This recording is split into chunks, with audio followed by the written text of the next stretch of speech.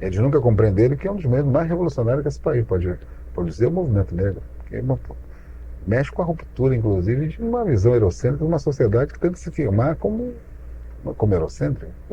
Entendeu? Mesmo a luta às operárias no Brasil em dado momento é dirigida por pessoas com noções eurocentristas. Né? Se você olhar esse movimento a partir de uma visão de Gramsci, né, da luta contra a cultura, o bloco hegemônico, né, é um movimento super revolucionário. Você não sabe o que é botar 40% de negro na Universidade de Medicina. Que confusão isso vai dar. Né? Vai ter beijo na boca, vai ter reação das famílias. Não é à toa que muita gente é contra, porque é a mesma mistura, porque na nossa sociedade as pessoas nunca conviveram com negros em condições de igualdade. Basta ver a academia, os espaços.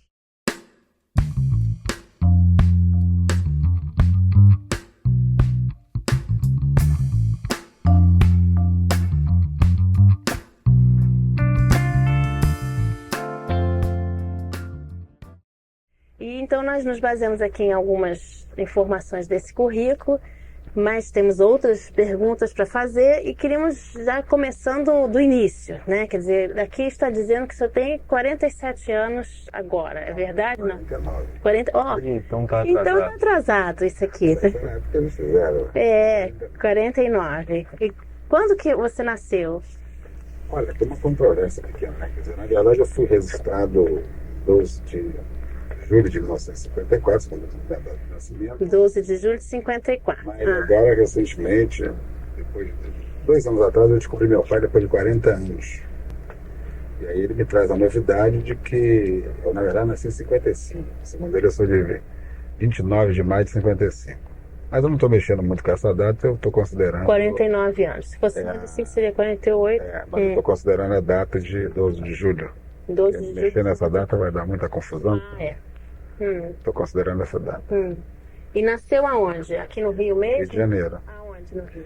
Eu nasci, segundo ele diz uma coisa, mas não é bem isso que parece que consta, né? Mas aparentemente eu nasci na Mangueira, ali minha mãe morava na Mangueira. Segundo parece que eu nasci no Pedro Ernesto, embora ele diz que não foi, que foi na Promatre. Mas eu considero então ali a Mangueira, né? Lá ali do Maracanã ali. E seu nome é Carlos Alberto Ivanir dos Está Santos? correto, é. Tá certo. Carlos Alberto. E a mãe é Sandra Maria Ivanir dos Santos? Esse é o problema, porque no meus documentos consta Sônia Regina dos Santos. Com o descobrimento dele, ele diz que não é Sônia Regina dos Santos, que é Sandra Maria. Ivanir dos Santos tem o Ivanir? É só Sandra Maria Ivanir. O meu nome tem Santos por causa do nome dele, que é Isso. José do Carmo Santos. Tá. José do Carmo Santos. É que na minha certidão não consta o nome dele, né? Então, na verdade, E o senhor encontrou ele agora, sim? Depois de 40 anos, uma Que busca muito grande. Uma história. História louca. Só isso aí dá uma história. Só isso aí já dá. E que eu não vejo, eu vejo que é muito comum nas famílias negras, né? Pobres, né? História parecida. Quer dizer, eu descobri a partir. Eu faço uma busca há muitos anos, né? Desde quando eu estava na FUNABEM. E há 2 anos atrás eu estava sentado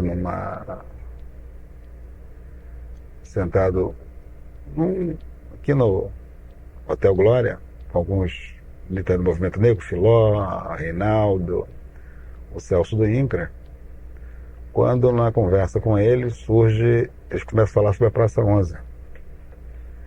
E na conversa de Praça 11 para cá, Praça 11 para lá, Tia Seata para cá, Tia Seata para lá, eles então, um deles, o Celso, que trabalha no INCRA, me diz: não, eu morei lá, eu conheci a Tia Seata Preto, que eu morei na Comandante Mauriti. E essa rua eu tinha na minha memória, que foi uma rua que minha mãe morou. Aquela área ali toda uma área de prostituição. Aí eu brincando com ele, falei: você não morou na Comandante Mauriti? Eu morei, velho. Ele digo: não morou. Morou, não morou? Ele falou: morei sim. Você conheceu a Sônia? Você conheceu uma magrinha, sarará e tal. Aí eu falei: pois eu sou filho dela. Ele quase desmaiou.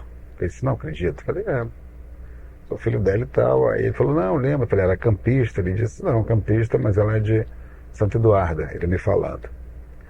Aí conversa vai, conversa vem, e ele me indica uma pessoa que eu deveria procurar, porque conheceu aquelas mulheres todas ali. E eu vou procurar essa pessoa, vou conversar com ele, um despachante do Detran, na época era subsecretário de Estado. É óbvio que os arquivos se abrem com mais facilidade. E essa pessoa me conheceu garoto, né? Não sabia, me via em televisão, me via muito na batalha, mas não sabia que eu era aquele garoto que foi próximo lá deles. Então ele me dá uma outra dica que eu devia procurar uma pessoa chamada Joãozinho, que era filho da minha madrinha, uma pessoa que tinha me batizado, que namorava na Praça 11, naquelas mediações. Aí eu vou lá conversar com ele. Na conversa com ele, ele é um ex-policial, um policial reformado, ele segura um pouco a onda, não fala muito, mas me apresenta uma senhora chamada Dona da Bahia. Dona da Bahia. Da Bahia. E Dona da Bahia vira para mim e diz: não, você conhece esse rapaz? Não, não conheço não, ele é bonito, vejo ele na televisão. Então, pois ele é o filho da Sônia. A Dona Bahia fica emocionada: não acredito, eu vi esse menino pequenininho, peguei no colo. Ela era amiga de baile da minha mãe e tal. E começa a falar e diz: olha, volta aqui à noite, procura uma pessoa chamada Kleber, que eu quero que foi namorado da sua mãe, ele pode saber mais alguma coisa. O que me interessava era saber de que lugar de fato ela era, ela nasceu. Porque a versão oficial que eu tinha é que ela tinha se suicidado tocando fogo. Depois eu vou descobrir com essa história toda que não é verdade. Na verdade, ela foi assassinada pela invernada de Olaria, pela polícia. Aí eu volto para conversar com o Kleber à noite. Aí diz para mim: não, eu já mandei avisar seu pai. Eu digo: como, rapaz, você mandou avisar meu pai? Ele disse: não, mandei avisar seu pai e tal, na Vila Queno de Broto. Ele disse: não, o Broto não é meu pai. O Broto é meu padrasto. Porque até então o que eu tinha na minha memória, desde garoto, é que eu era filho de um baiano mecânico. Isso eu sabia. Que a sua mãe... Uma certeza não, porque eu tive uma convivência com ele muito pequena, mas eu tive, lembro. Né, de ter me levado para casa dele algumas vezes e tal, isso eu sabia. Aí eu disse para ele: não, o Broto não é meu pai, o Broto é meu padrasto. Aí eu falei para ele assim: você que me deu? Eu falei: aqui tem algum baiano antigo? Tem algum baiano antigo que conheceu minha mãe? Ele falou: claro que tem, o Fala Fino aí, um mecânico. Eu falei: se ele é baiano, é mecânico, conheceu minha mãe, com certeza ele conhece meu pai. Aí eles: não, ele era um velhinho que fazia mecânica ali na Presidente Vargas. Andava de jaleco azul, os carros que enguiçavam na Presidente Vargas, o velhinho consertava. Fui conversar com... Aí eu... Mas ele falou: tá, agora trabalhando, você volta aqui à noite. Voltei à noite, no que eu volto, ele vira e diz pra mim... Ele fala pra mim: vou procurar esse senhor. Diz: não, ele janta ali num lugar. Eu fui lá no lugar que ele jantava, mas não, ele não se apresentou, né? Eu tô indo pra casa, eu só ligo: volta que ele conhece não só o seu pai, como sabe o nome. Aí eu voltei pra falar com ele. Eu fui falar com ele, tava com a minha filha mais velha. Aí eu disse assim pra ele: não, conheci. Ele falou: não, quando estava... não, tem 3 Sonhas. Aqui tinha a Sonha da Carmo Neto, não sei o que e tal, tinha uma outra numa rua ali do lado, e tinha da Comandante Mauriti, que tinha um filho com um baiano da praia. Né? Aí me vem minha lembrança da Praia do Calabouço, né? Baiano da praia. Aí ele falou: qual é o nome dele? Claro. Aí eu falei: não, eu vi você garoto e tal, mas não sabia. Aí disse: mas o baiano da praia. Aí ele falou: meu nome dele é José do Carmo Santos. Eu sei porque nós fomos presos muito por vadiagem. Fomos muitas vezes presos por vadiagem, então minha mãe levava lá para pegar o habeas corpus, então vi o nome dos dois. Ele também era baiano. E a partir daí eu comecei, então, eu chamei um amigo meu, que era ex-aluno da FUNABEM comigo, que foi da Polícia Federal, pedi que entrasse nos arquivos para ver, localizar o José do Carmo dos Santos, mas ele foi procurar o José do Carmo dos Santos. E nisso ele fez uma procura longa. O José do Carmo dos Santos achou mais de 30. E chegou um mineiro preso no João, que o velhinho dizia: ele é mais velho do que um ano. O velhinho tinha na época 68 anos. Ele deveria ter 69. Isso foi em 2000. Essa história começou em 2000, né? E eu vou entrar nela até 2001. Aí ele, no que o velho procura e tal, aí achamos uma em Minas, não era, procura de cá, procura de lá. Como eu sou candomblessista, eu fui à Bahia em janeiro todo. Em janeiro eu vou, já em 2001, eu vou fazer minhas obrigações normais. Tem um preceito que nós fazemos, eu coloco a cabeça no chão e peço: olha, eu quero que vocês me mostrem, ou vivo ou morto, eu quero saber, para acabar com essa conversa logo. Essa história, né? Uma longa... Porque na verdade eu não procurava ele, eu sempre procurei a minha mãe mais do que ele. E nisso o velhinho dizia: ele não é dos Santos, ele é José do Carmo Santos. Volto para o Rio, passo os 21 dias do preceito, eu ligo para esse meu amigo, ele: vamos lá no Félix Pacheco. Quero ir no Félix Pacheco para procurar aí dessa história. Ele vai comigo, quando eu chego no Félix Pacheco, as pessoas me conhecem, ô professor, sou aqui e tal. Eu queria ver aí uma pessoa e tal, José do Carmo, a mulher que estava no computador disse, José do Carmo Santos. Abriu. O que vai no Santos tinham 15. Eu disse, ele é um baiano, aí tem um baiano aqui. Tem a ficha penal dele? Tem, vamos ver. Ele vem a ficha penal. Na ficha penal, vem a prisão por vadiagem, vem outras coisas, né? Aí aí eu procuro, veio o nome da mãe dele, do pai, vem que ele é da Bahia, mas não diz de que lugar na Bahia. Aí eu volto para conversar com o seu Inocêncio, bate, né? Seu Inocêncio com ele, porque um era mecânico que trabalhava na Presidente Vargas e ele era o mecânico que trabalhava na Orla Marítima. Por isso que era considerado baiano da praia. Tá. Eu ainda tinha dito pro velho, não, ele morou em Nilópolis, o velho falou, no final da Mirandela, isso eu sabia, porque quando eu era garoto ele me pegava aqui, me levava para Nilópolis, soltava na estação de Nilópolis, pegava um ônibus que ia até o final da Mirandela. Então batia. Aí a partir dali eu falei pro velho, não, ele foi para São Paulo, estourou uma bronca aí, ele se mandou para São Paulo. Depois eu vou descobrir por quê, porque ele é condenado por furto. Então ele vai embora. Aí eu vou, mando entrar de novo, contrato um detetive em São Paulo para localizá-lo. Aí em São Paulo descobre que ele respondeu por receptação mecânico na cidade de Suzano, em São Paulo, mas que ele morava na rua da Isolaria número 3 em Guaianazes. Aí eu mando procurar e tal, a polícia vai até esse endereço e não acha. Esse é o nome da casa militar do governador, vai até lá e não acha. Aí aparece um outro endereço dele em São Miguel Paulista, aí vai procurar nada, era uma faculdade. Aí um rolo danado. Aí eu chamo o advogado certo, tento procurar, eu digo, olha, não tem, os caras compram alguma coisa a crédito, então a gente tem que entrar alguma coisa dessa para achar ele. Aí ele disse, não, Ivani, você não é amigo do juiz Dória? Porque foi um juiz que é casado com uma negra e que nós defendemos a mulher dele num contenda com um canadense na Zona Sul. Pede a ele e tal. Aí liguei pro Dória, Dória, eu preciso de um favor seu, o que foi? Aí contei a história para ele, ele vira para mim e diz assim, não, eu estou viajando hoje para Roma, mas você liga para minha assistente, então o telefone dela é esse, e fala com ela que eu vou deixar para ela pedir isso. Bem, liguei para assistente dele, ela anotou tudo, não, já falou comigo e tal. Passou. Quando foi no dia 11 de maio de 2001, eu estava coordenando uma reunião grande do Movimento Negro para reunião pré-Durban, que é para a conferência de Durban na África do Sul, eu era tanto do Comitê Nacional como do Comitê Internacional, estava cuidando da delegação do Movimento Negro que ia, quando toca meu celular.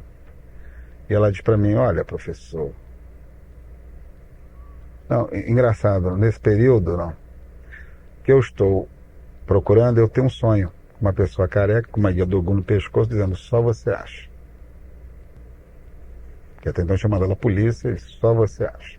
Bem, aí eu vou... Ela liga na reunião. Aí eu estava na reunião, me liga e diz para mim o seguinte, professor, já procuramos em todos os presídios, ele não está preso. Já mandamos, a Polícia Federal já foi no endereço, não achou. E já vimos os hospitais não estão internados, agora só resta o cemitério. Não sei se ele morreu. Aí eu falei, pois é, mas o endereço da Guaianazes, Rua da Isolaria, não, já fomos nesse endereço, Rua da Isolaria em Guaianazes. A Polícia Federal já foi lá, nós contratamos, pegamos a equipe do Dr. Tuma. Então, essa equipe foi lá, não achou nada. O tribunal pediu, não achou nada. Aí eu falei, pois é, ele é baiana. Ela disse, sim, de Alagoinhas. Então esse era um dado que eu não tinha. Eu anotei Alagoinhas. Nisso, eu acabei a reunião e tal, viajo para Genebra, para a pré-conferência da ONU, volto e ligo para uma amiga minha na Bahia, que era do Serviço Social do SESC. Usando e tal, ligo para ela e falo com ela, olha, eu preciso de um favor seu. Ela, o que foi? Você tem como entrar no fórum de Alagoinhas, achar a certidão desta pessoa, deu o nome todo, deu o nome do pai dele, que é seu Catarino José do Carmo, não, José dos Santos, e da mãe dele, que era Joana Nercina do Carmo. Aí ela falou, não, tudo bom, eu expliquei, o que é? Ele pode ser meu pai e tal. Ela falou, não, eu vou entrar assim, 10 minutos depois ela me liga. Ivani, a mulher do cartório conheceu sua avó. E tem uma pessoa da família dele ainda na cidade. Então vou tentar ver se você consegue conversar com ela e tal. Vou ver o endereço. Eu disse que é segredo de justiça do Tribunal da Bahia, que o tribunal está procurando uma investigação de paternidade. Bem, aí viajei para o Chile, para uma outra reunião, uma mesa de diálogo da comunidade indígena, né, da América Latina e do movimento negro, para fora da conferência. Eu volto, quando eu volto eu ligo para ela. Ela esquenta um pouquinho, ligou, me deu, olha, eles moram aí, deu uma rua e deu o endereço e o bairro chama-se Teresópolis. Coincidentemente, o bairro que me separa da minha família chama-se Teresópolis, aqui no Rio. Quando eu sou internado no SAM, sou transferido para uma escola em Teresópolis. E o bairro que eles moravam lá tinha esse mesmo nome. E aí, quando eu vou... Aí me dá um telefone, eu ligo para um vizinho, o vizinho, não, é o Ninô, deve ser o Ninô, ele tem muito filho e tal, mas ele não mora aqui, já esteve aqui, já vendeu cobra, já aprontou aí muito, mas ele está em São Paulo. Você liga para a casa dessa pessoa à noite, que é a irmã dele, que ela agora está trabalhando. No sábado botaram um telefone na casa dela, e me dá um telefone. Então eu ligo para ela, primeira vez na minha vida que eu falo com um parente, até então não conhecia ninguém. Aí falo com ela muito emocionada, mas muito nervosa, né? Porque achou que era a polícia, na verdade, atrás do cara. Aí eu falo para ela, diz, não, eu não tenho contato com ele, ele fica muito em São Paulo, junto lá com a minha irmã, eu não tenho contato e tal. Aí eu expliquei com calma e tal, e ela me dá o telefone dessa irmã dela, ela chama-se Beatriz, tem a minha idade ela. E essa outra irmã dela chama-se Angélica. Aí eu ligo para São Paulo para falar com a Angélica. A Angélica também nervosa e tal. Aí põe o marido para falar comigo. Eu vou explicando para eles: olha, não é nada demais, o problema é esse, mas eu vou deixar vocês o telefone da minha casa, vocês me ligam. Se souberem de alguma coisa, não é? Expliquei com muita calma. Quando eu chego em casa, tinha um telefone de uma outra chamada Conceição, que é a mais velha das mulheres. Aí ela, no telefone, eu ligo para casa dela, falo com ela assim, não, meu filho, você pode ser filho dele sim. Porque quando ele morou no Rio, ele mandou para minha mãe, ela já era muito pequena, não lembram disso, mas mandou para mim uma foto, para minha mãe, num carro com uma mulher do lado e um menino em cima do capô do carro, ele dizendo que tinha constituído família. Eu vou amanhã na casa dele, falar com ele. Ele esteve na minha casa, em Páscoa, ele está morando aqui em São Paulo, eu vou lá falar com ele. Ele morava onde? Rua das Olaria, número 13, em Guaianazes. Depois eu explico por que não acham ele. Aí, foram lá. Então, nas vestes de Corpus Christi desse ano, eu estou entrando no banco quando me ligam. E ela liga e fala, meu filho, fala com seu pai aqui, ele está no telefone. Aí eu fui falar com ele, meu filho, há 40 anos que eu não te vejo, eu já ia no Faustão fazer um apelo para te achar, aí falou lá, aí eu faço uma pergunta a ele, né? Eu falo por uma coisa, eu disse, pois é, ela falou, a sua mãe e tal, eu falei, pois é, ela foi assassinada pela polícia. Ele disse, não, ela se suicidou tocando fogo. Essa era a versão oficial. E eu não tinha dito para ninguém na família dele. Eu apenas falei que foi a versão que eu descobri depois, que ela tinha sido assassinada pela polícia. Ele disse, não, se suicidou tocando fogo. Essa era a versão oficial. Aí eu falo com ela de novo e peço se podia botar ele no ônibus para vir para o Rio no dia seguinte. Aí ela conversa comigo e tal, aí eu digo que depois eu dava dinheiro a ela e tal, e ela vem. Quando chega no Corpus Christi, ele chega no Rio com a irmã. Eu vou conhecê-lo então. Essa é a história. Na rodoviária. Na rodoviária. Por que ele não estava na rua lá? Não. Aí depois disso eu vou a Lagoinhas, né? Eu vou a Lagoinhas, visito os túmulos dos meus avós, vou ver a casa que eles nasceram, vou a São Paulo conhecer os outros tios, tem uma família grande em São Paulo, os primos, né? Todo mundo impressionado, que eles me conhecem de televisão, já me viram e tal, e nunca pensaram. E um detalhe interessante, todas as mulheres da família, quando me veem, choram, porque segundo elas eu sou o retrato do meu avô, sou o retrato fiel dele, né? E aí eu vou descobrir por quê. Porque minha avó era uma rezadeira, uma grande rezadeira. Isso é uma tradição da família. E o bisavó dele, a bisavó dele, ensinou a ele uma reza que a polícia não chega nele. Então eles têm um segredo que a polícia vai na porta e não localiza. Por isso que não achou, por isso que eu sonhei que disse, só você acha. Só quando eu tirei a polícia é que eu cheguei até ele. Quando sou eu que eu vou procurar essa história.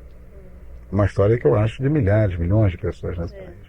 Onde o Estado, em vez de agregar as famílias negras, acaba destruindo, achando que está fazendo um grande feito. É isso. E como é que foi a sua trajetória de desagregação familiar, então? Não, eu nem diria, eu estava dando minha sorte que eu nunca fui uma abandonada, né? Na verdade, eu nasci numa comunidade, fui criado entre a Praça 11, que era uma área de prostituição, né? Filho de uma prostituta, e a favela da Mangueira, o Morro da Mangueira é a favela do Esqueleto, né? Então, onde eu passei, vamos dizer, dos meus 1 até 5, 6 anos, tem controvérsia. Pela história dele, era 5 anos. Eu nasci em 55, eu tinha 5 anos. Né? Quando, de repente, então eu vi muita coisa, né? Minha mãe era uma pessoa muito enturmada, né? E quando eu sou raptado pela polícia, na verdade foi isso que ocorreu, né?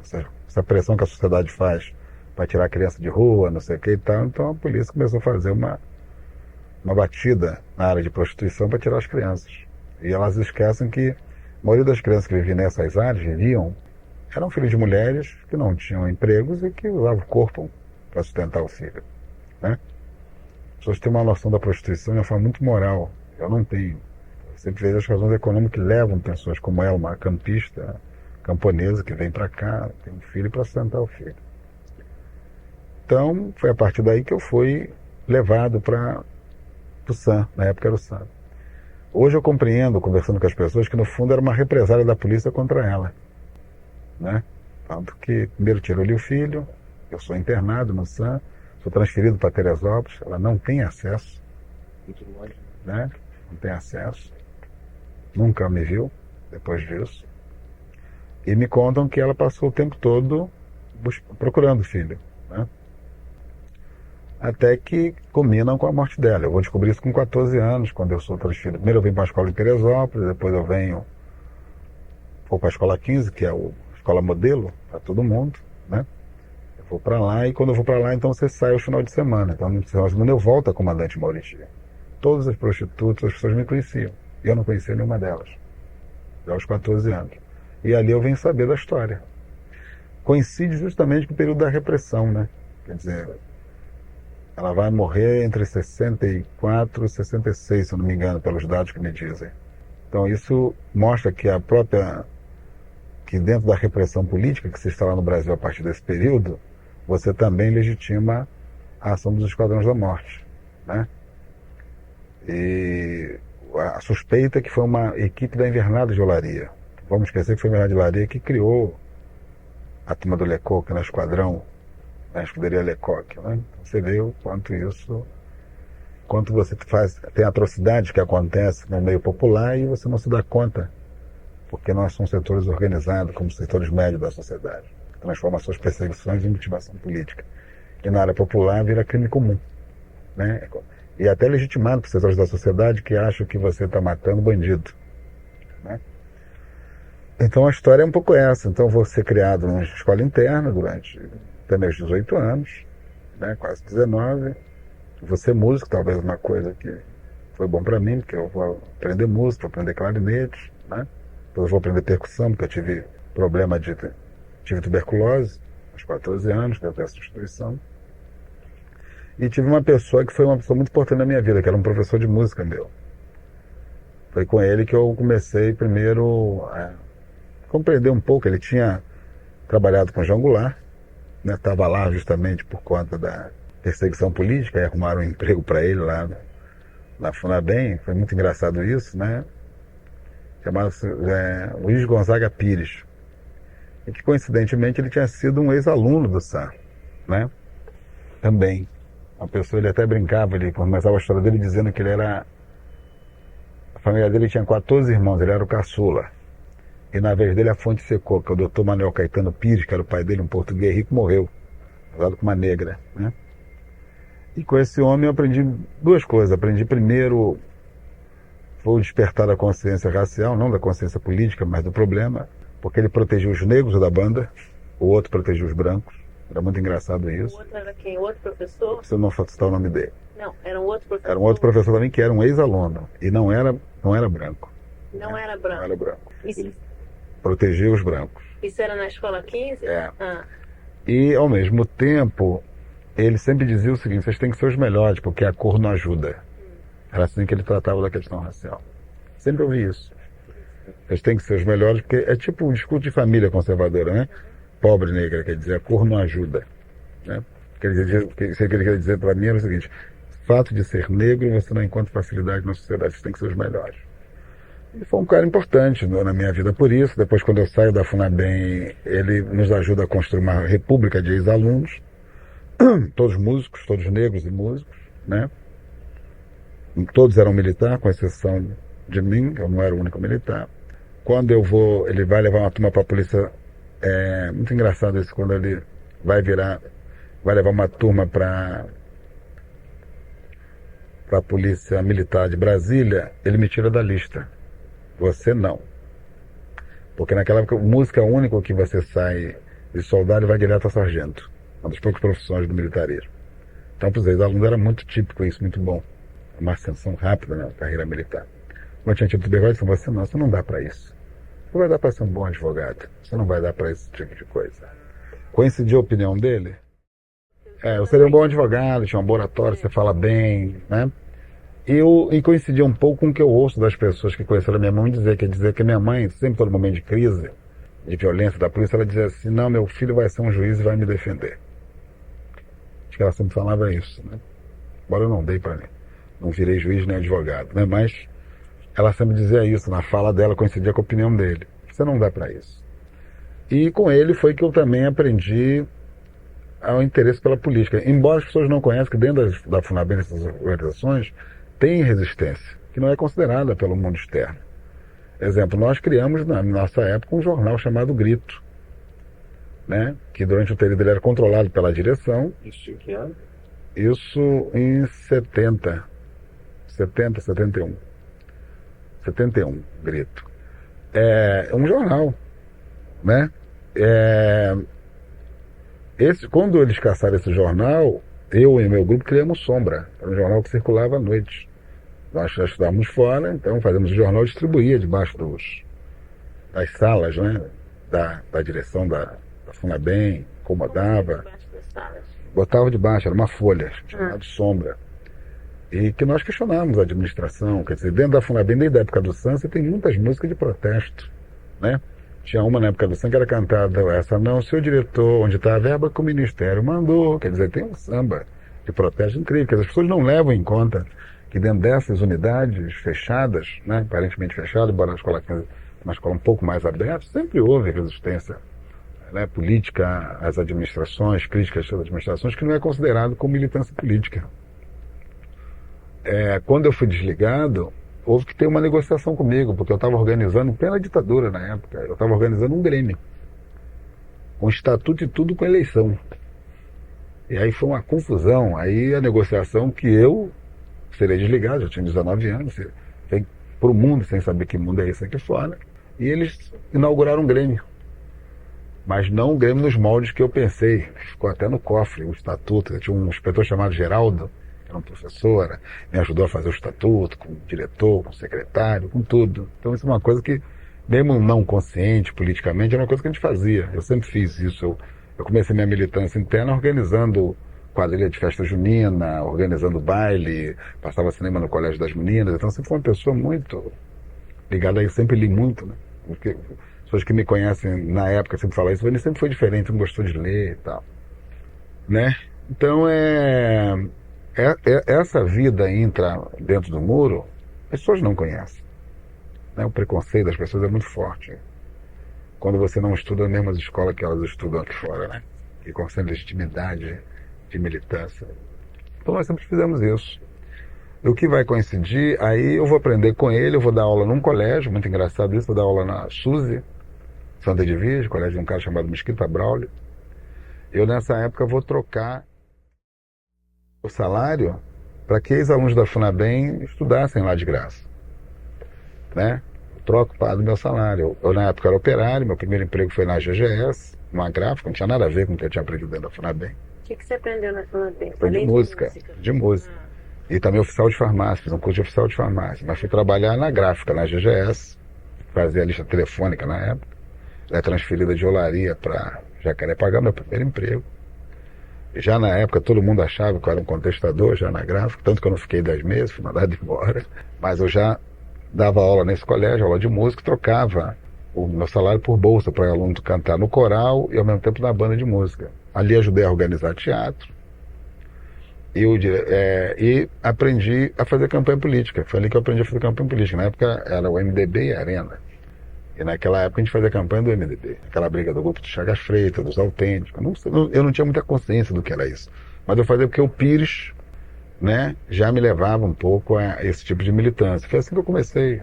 Né? Quer dizer que o Pires acompanhou você durante o... Ele acompanhou. Ele foi meu padrinho depois. Ele, né, uma pessoa muito importante para mim. Né?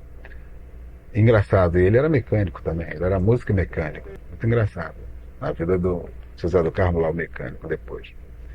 E como é que o senhor voltou para o seu pai? Eu queria só entender um pouco mais a história da morte da sua mãe. Como é que o senhor ficou ouvindo a história de que ela se suicidou botando fogo? Não, essa história quem contava? Quem me contou foi as prostitutas. Né? Na época que eu fui lá com 14 anos. Sim. Elas disseram isso e se calaram, me levaram para conversar com uma pessoa que ia ser minha madrinha. Eu conhecia, chamada Dulce. Tinha Dulciné, que era minha madrinha, tinha Dulce, que morava no... Tem um morro ali do lado, atrás da Central, Morro da Pedra Lisa, né? Ela tá morando em São Francisco Xavier, eu vou na casa dela, levado para uma outra pessoa, que também namorou minha mãe, e na conversa com ela, ela me conta essa mesma versão. Né? Que ela teria se ateado fogo em suicidado tocando fogo. Mas, recentemente, quando eu vou ter contato com essa história, aí me contam outra. Porque, na verdade, as pessoas tinham medo que eu soubesse da história, medo da minha reação, e ao mesmo tempo com medo de quem fez, com medo da polícia, né?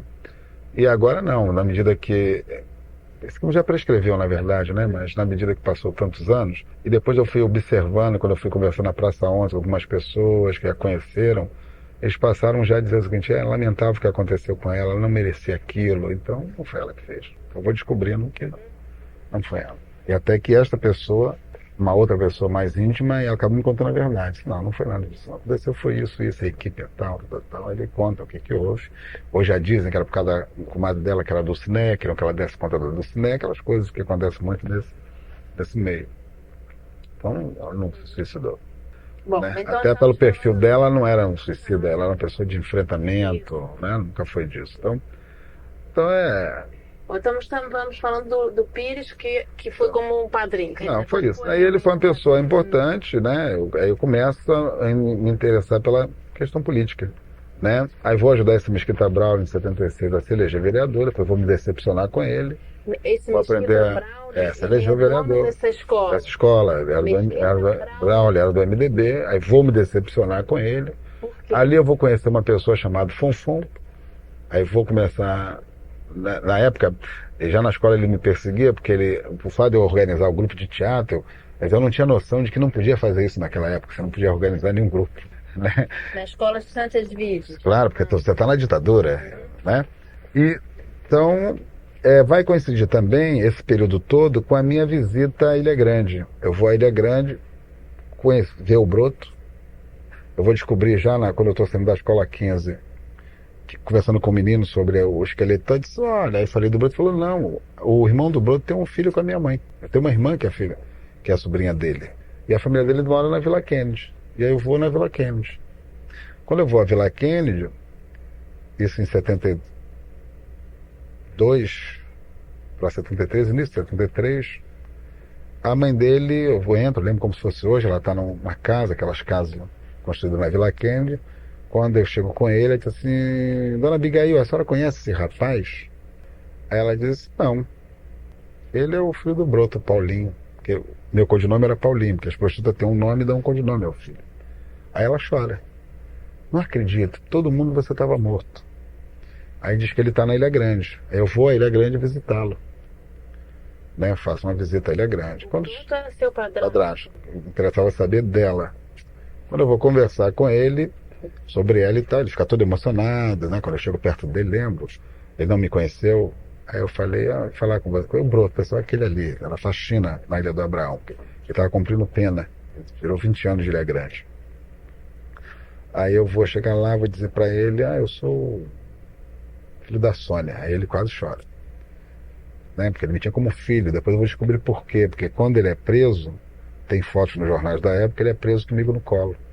E a polícia não mata por causa disso. Descendo o Morro da Mangueira comigo no colo, né?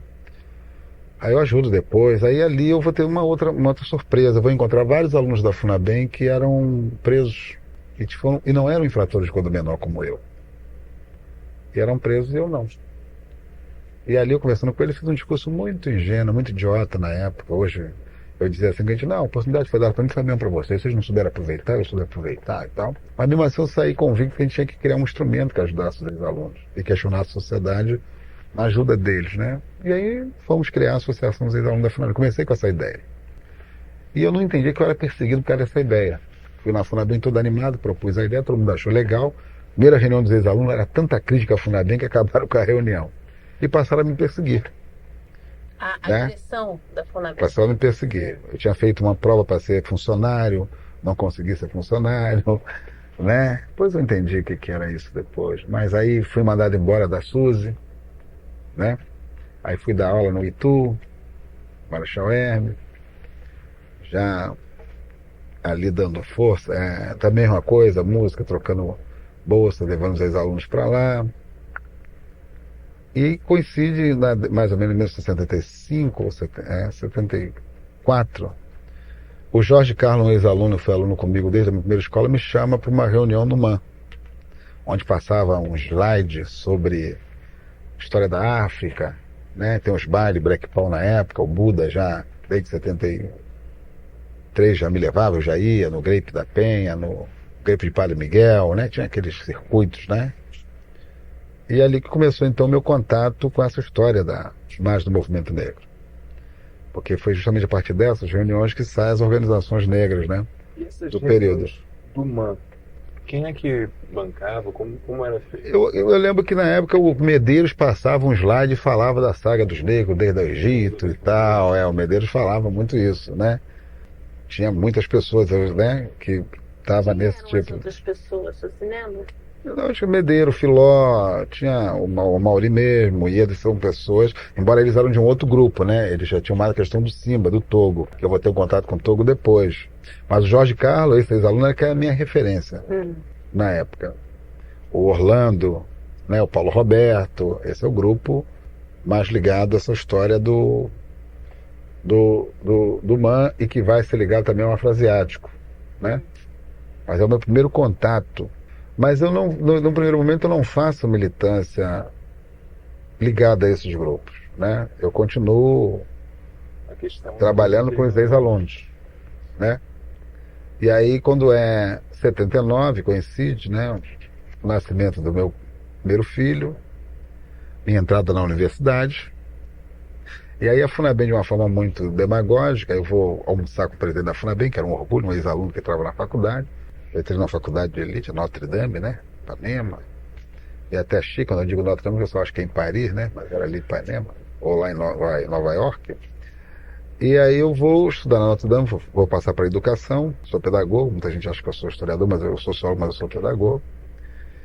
E eles então tentam com isso flexibilizar a minha entrada na FUNABEM para ser professor de música, ser instrutor de música. Eu então volto para a FUNABEM. Mas eles achavam que com isso também eu desistiria da ideia da associação. Isso vai flexibilizar também, vamos entender que esse é o momento, 79 é o momento da abertura. Né? O Figueiredo que entra, e entra Cléia Guazelli na FUNABEM. E ela entra fazendo críticas aos centros de tortura e tal, porque ela estava muito mordida com a história do Estival Guazelli, que era o governador, marido dela do Rio Grande do Sul, ter sido acusado de cúmplice naquele sequestro aqueles dois uruguaios, Lília, não sei o que, e o Universino, foram sequestrados do Sul. Então ela entra abrindo os porões da FUNABEM, abre uma crise danada, né? E tal, e nisso eles então me abrem espaço para criar a associação de ex-alunos. Então com isso eu vou criar a associação de ex-alunos. Deixa eu só voltar um pouquinho. A escolha de fazer pedagogia. Eu fui fazer por acaso, confesso, porque na verdade eu ia fazer direito, mas depois eu olhando e tal, eu falei, não, vou fazer pedagogia. Então eu acabei me inscrevendo para fazer pedagogia. Passei naquela época era o Sesgra Rio, né? Eu passei a primeira opção das particulares, não passei para as públicas, passei a primeira opção da particular. E na época eu trabalhava, justamente para me desmobilizar, eu dava aula em Quintino um dia, outro dia na Ilha do Governador, cada dia num lugar, né? E estudava à noite, quer dizer, eu saía de casa 4 horas da manhã e chegava quase 1 hora, né? Eu estudava em Ipanema, dava aula na ilha, dava aula em Quintino. O seu Pires me levou para dar aula lá em São Cristóvão Coelho, no Educandário Gonçalves de Araújo, ligado à Irmandade da Candelária. Educandário como? Gonçalves de Araújo, ligado à Candelária. Mas mesmo assim eu continuei trabalhando na ideia dos ex-alunos. E 79 coincide com a primeira assembleia de ata de fundação da Associação de Ex-Alunos. E foi muito engraçado que nessa ata meu nome não consta como fundador. Eu estava dirigindo a mesa, dirigindo a assembleia e não assinei a ata. Tanto que a associação depois fez lá um documento de sócio padrão e tal, que perceberam que eu não era, no fundo eu não era nem associado, né? Na lista dos fundadores meu nome não consta. Todo mundo sabia que eu articulava, eu, Guaraci, que era um militar, um sargento da aeronáutica, tinha muitos ex-alunos da minha época, né? Que estavam ligados. E como é que você qual é a ideia da associação? A ligação com essas pessoas de passado tanto tempo? Porque tem um aspecto que as pessoas não sabem. Todo 15 de novembro é aniversário da Escola 15. Então, normalmente, os ex-alunos se encontravam nesse período ou nas eleições. Porque todos nós que estamos da Escola 15, nós saímos com o título de eleitor na mão. Então, o endereço era a Escola 15. Então, todos se encontravam de 4 em 4 anos para votar. E ali alimentava essa ideia, era obrigatória, a não ser aqueles que se transferiam. Então todos nós nos encontrávamos. Então era comum os ex-alunos irem para a Escola 15 no dia da eleição e ficar lá desde o dia todo para poder encontrar os amigos. Assim em outros lugares, quem mora no bairro, quem vê os seus vizinhos, seus amigos de infância, mesmo que estão morando em outro lugar, quando mantém o domicílio eleitoral, na casa dos pais. Então é natural que você vai ter essa ligação com seus amigos de infância. E assim era na Escola 15. E toda vez que tinha, a gente se encontrava, almoçávamos e falávamos da ideia da associação. Já as meninas, tinha uma diretora da escola delas que já mantinha anualmente o encontro das meninas, que não era feito com os meninos. Muitos tinham casado com as alunas e tal. Então, essa ideia germinou a partir daí. Foi do que eu vi na Ilha Grande e a partir desse fato. Aí criamos a Associação de Ex-Alunos. Coincide quando eu vou trabalhar em 79 na escola aqui, eles me mandam para o Padre Severino. E aí eu vou encontrar o Togo. O Togo é o cara que vai me ganhar para o movimento negro. O Togo vai fazer uma discussão comigo sobre a questão, vai militar na associação comigo e vai me chamar a ideia de que, e de fato era verdade, que 95% dos ex-alunos eram negros. E aí ele começa a discutir comigo a questão racial. Aí eu vou para o IPCN, para as reuniões do IPCN, aí eu já vou mais organicamente, vamos fazer lá os grandes debates. Mas sempre era uma coisa interessante, porque eu tinha uma origem atípica, né? Porque quando você é pobre, mora numa comunidade pobre, mas estudou numa escola pública, que você não tem o estigma, você é muito mais fácil ser compreendido. Eu sou sempre diferente. Eu venho de uma origem que ninguém sabe, quer dizer, sabe que eu sou ex-aluno da FUNABEM. O estigma é de que você ou é bandido ou vai ser um dia. A sociedade coloca isso muito forte para você. E aí eu vou entrar, uns debates contundentes, você é uma pessoa muito dura, natural, eu tinha uma vida muito diferente das pessoas que estavam ali, né?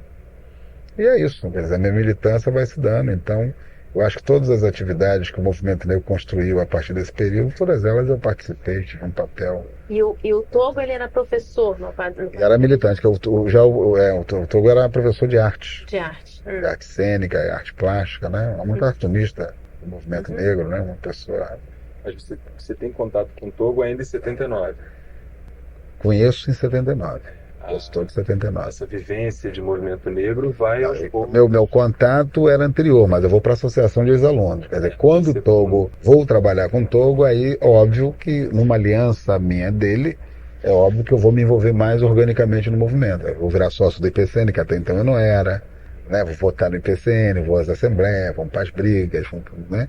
Aí que eu venho conhecer melhor o Amaury, o Iedo nessas reuniões, né? Quer dizer, Paulo Roberto, que tinha sempre o Amaury e Iedo era oposição ao Paulo Roberto, o grupo do Paulo Roberto, aquelas coisas todas que tinham uma visão mais, digamos, mais uma visão diferenciada. Eu não costumo dizer mais direita mais esquerda, porque na questão racial eu acho sempre um pouco controvertido essas posições. Eu acho que, embora eu compreenda, né, que são visões de mundo diferentes, os dois tinham, né?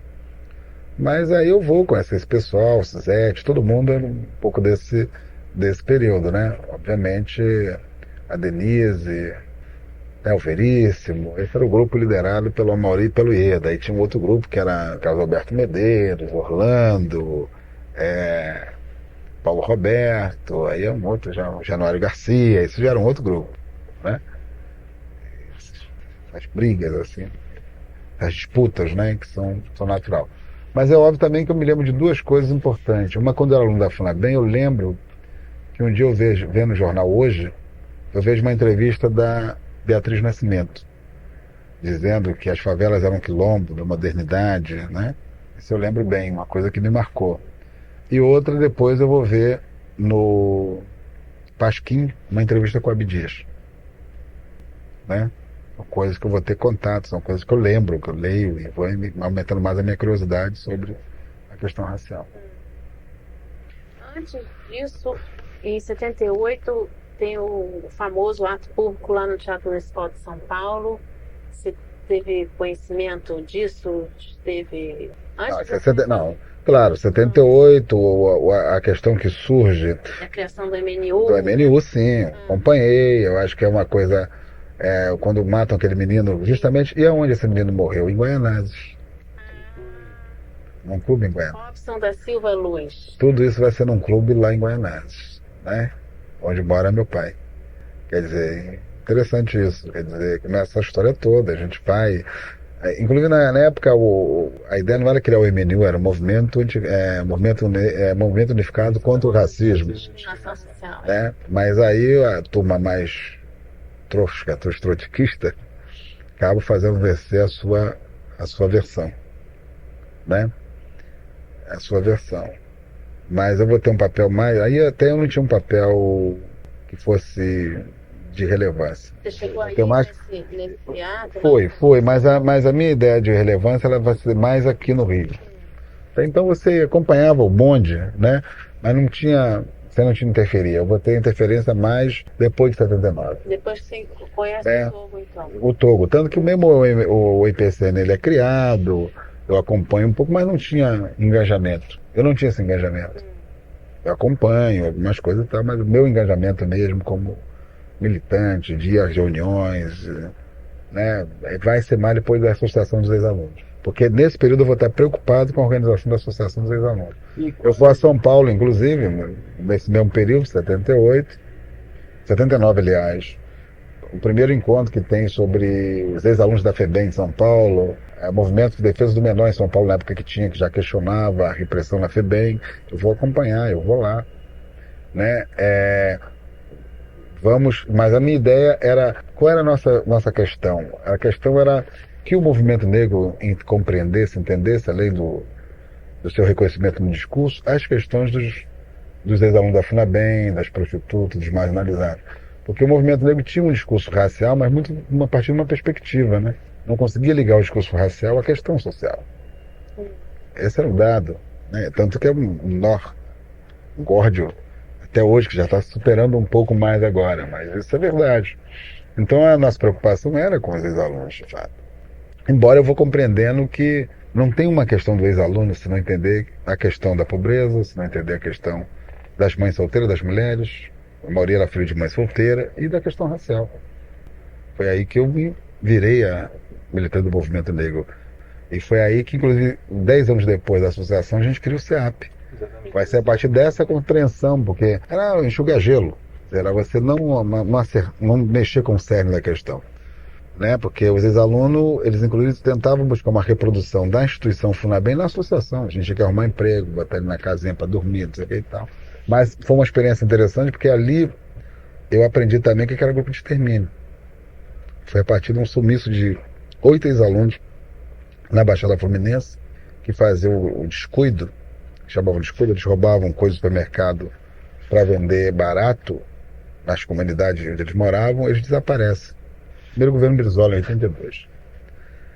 Né? Aí, a partir daí, eu passei a entender o que era grupo de extermínio. Eu vou passar 82, 83, 84, cobrando do governo que desse uma resposta com relação ao sumiço dessas pessoas. Aí que eu vim entender o que era grupo de extermínio.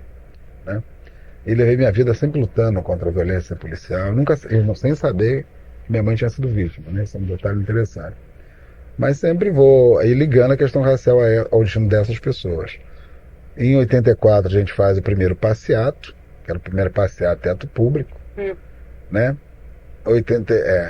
Passeato. Em 86 a gente lança. Esse passeato era Era dos um ex-alunos? passeato e ato público chamando a atenção dos ex-alunos. Eu lembro que na época tinha mais repórter do que gente na passeata. Porque nós. O do mês segurava 2 faixas, né? A imprensa toda foi cobrir, que era uma novidade, era um ato de rua. Até, né? Era o ato De ex-alunos. Né? Coincide com a minha formatura em 84 na faculdade e ao mesmo tempo eu perco meu emprego na FUNABEM. A partir desse passeato, eu sou demitido. Né? 84 também coincide com a grande manifestação do movimento negro. Né? 83, 84. Né? Uma passeata grande que o movimento negro organiza nesse período. Né? 86 a gente lança uma candidatura porque era constituinte, a gente tinha interesse em intervir na constituinte. Então lança uma candidatura a deputado estadual e eu sou o candidato. E foi muito interessante porque a partir dessa candidatura foi que eu fui compreendendo que tinha que ter um instrumento mais amplo. Que entra um grupo de esquerda para nos ajudar na associação na candidatura, né? Aí um grupo de mulheres negras de favela, do movimento negro, e a associação ela era limitada aos ex-alunos. Então a partir daí a gente criou o CEAP. Nessa surgiu as sementes, a ideia de construção do CEAP. O CEAP é construído, então, como centro de articulação de população marginalizada. Pudesse ser um instrumento. Na verdade, é um trabalho que ele vem desde 79, né? Então vai ter mais de 25 anos. Embora como organização CEAP, ela vai ser em 89, como instituição formal. Vai ser a primeira ONG negra, na verdade, com característica de ONG, né? E abrir aquela polêmica no movimento negro, dinheiro internacional, não sei o quê, aí aquelas confusões todas, desconfiança até dizer chega. Hoje está todo mundo nesse mar, mas naquela época a gente apanhava muito, porque as pessoas, tudo tinha desconfiança, tudo que quando precisava de recurso, pedia que a gente articulasse para fazer os atos, fazer as manifestações, nos colocava na comissão de finanças. Mas, por outro lado, tinha uma desconfiança, que eles não conseguiam entender, porque eles não entendiam naquela época que tinha um movimento ecumênico, que ajudou a esquerda em todo o Brasil, a CUT, todo mundo nasceu desse tipo de recursos que foram articulados pela chamada cooperação internacional, que tinha uma agenda de democratização do país e da questão dos direitos humanos. Foi isso que nós entramos. E aí foi uma conversa do Rubinho, que era um amigo meu, que era um antropólogo, trabalha com os indígenas, né, do Museu Nacional, que acaba me introduzindo nessa área da cooperação internacional, que já tinha ajudado a Associação de Ex-Alunos, tanto que ela tinha uma estrutura, quando eu saio, a estrutura acaba e nós vamos prosseguir na associação, no CEAP. E o CEAP saí em 89, quando eu começo a compreender, depois de 86, que tinha uma questão mais ampla, né? Sua saída da CEAF, eu queria então entender um pouquinho mais. A questão da CEAF é isso. 2 coisas acontecem. Uma que eu compreendo que é um instrumento limitado naquele momento. Eu acho que eu deixava só de ser um ex-aluno, né? Passava a assumir mais a condição de militante negro dos direitos humanos, né? E ao mesmo tempo eu faço uma viagem internacional levando uma exposição para o exterior. A primeira exposição que vai falar da violência contra as crianças e adolescentes e de maioria negra. Né? Eu vou fazer, inclusive, um relatório para o DCI, nesse mesmo período, tratando de extermínio de crianças e adolescentes em Caxias, Nova Iguaçu e Volta Redonda. Haverá um instrumento de denúncia internacional. E a partir daí a gente vai mobilizar toda a opinião pública nacional, internacional, a partir dessas denúncias. O CEAP nasce, inclusive, fazendo uma campanha chamada Não Mate Nossas Crianças. O CEAP depois vai ter uma outra agenda chamada Esterilização em Massa contra a mulher, coisa que o movimento negro falava e não conseguiria materializar. Então o CEAP vai materializar justamente essas campanhas. O trabalho infantil que se fala tanto aí, todo mundo hoje envolvido, a primeira entidade a falar sobre isso, fez um seminário na época, fez uma publicação chamada Criança, Trabalho e Sindicalismo com a CUT. Eu fui à Alemanha negociar com o governo da Alemanha a entrada do Brasil no programa do PEC, que é o Programa justamente de Recreação do Trabalho Infantil, que a Alemanha tinha colocado 8 milhões de dólares para esse trabalho na OIT, o Brasil não estava incluído. O cara da OIT na época veio falar comigo, eu tinha ido, como era cooperante do Pão para o Mundo, o Pão para o Mundo ajudava o CEAP, nós fomos justamente fazer isso, nós que introduzimos o IPCN na questão do Pão para o Mundo, uma confusão depois, mas quer dizer, eu acho que parte das instituições negras passaram a trabalhar com cooperação depois da experiência da associação e do CEAP. O AfroReg nasceu dentro do CEAP, o Crioula nasceu dentro do CEAP, era um programa de mulheres do próprio CEAP, né? Então o CEAP deu. E ao mesmo tempo a gente começa, na associação de ex-alunos, aí o Amaury e o Iedo tinham um papel importante, foi onde nós começamos a articular o Encontro de Negros do Sul e do Sudeste. Na CEAP? Na CEAP. Quer dizer que o senhor sai da CEAP, mas antes da CEAP, não. Antes do CEAP. O CEAP depois leva para o CEAP essa ideia. Mas a CEAP fez o primeiro encontro na CEAP ainda, a gente fez o primeiro encontro de favela de periferia, né? O CEMUF surge com o apoio da CEAF na época. A CEAF na época apoiou muita coisa ligada à questão racial, ainda quando associação de alunos da FUNABEM, né? O primeiro encontro acho que é mais ou menos em 88, 89, o Sul e Sudeste. 87, você vê, um ano depois, entendeu? É com o apoio da CEAF, todos os recursos. Aí já era o CEAP, já virando, quando fizemos 2 encontros Sul e Sudeste, depois a gente vai fazer um encontro enorme, que é o primeiro Enem. Todos os recursos já era do CEAP. Porque a gente colocava todos os recursos, a estrutura e o recurso a serviço da luta, né? Embora tinha muita incompreensão, mas hoje, de uma forma mais fácil, as pessoas um dia vão entender isso. Quer dizer, se o movimento negro no país todo, né, as novas formas de organização de alguns setores, foi a partir desse impulso. O primeiro Enem, em 91, ele congregou 600 delegados de 250 entidades negras. E isso levando em conta que era 7 pessoas tiravam um delegado. O Emílio só ficou de fora que quis peitar, não quis aceitar a regra. Porque se aceitasse a regra, ele seria minoria. Tinha da pastoral todo mundo. Faltou talvez um projeto, maturidade nossa na época, de poder dar continuidade a esse projeto, né? As pessoas ficaram mais no hegemonismo, é muito comum na luta política, né? Mas a ideia minha, inclusive, era muito clara, era defender, voltar aos estados, fazer mais um regional por região, fazer mais um nacional e fazer um congresso. Que aí o congresso seria a entidade negra plural que todo mundo esperava construir. As pessoas achavam que eu estava construindo aquilo para mim, não era bobagem, é questão de organização. Questão de método de organização. Aí foi onde eu preferi ficar no CEAP fazendo outras coisas, outra agenda, né? E não mais fazer a grande política nacional, até ia num lugar, no outro e tal. Mas nós preferimos ficar cuidando aqui da agenda dos direitos humanos. O CEAP, depois disso, trabalhou com a questão das mães de Acari, tornou-a pública, né? Quer dizer, eram 11 mulheres com 11 pessoas desaparecidas. Depois elas quiseram fazer uma ONG delas e seguir a vida delas, né?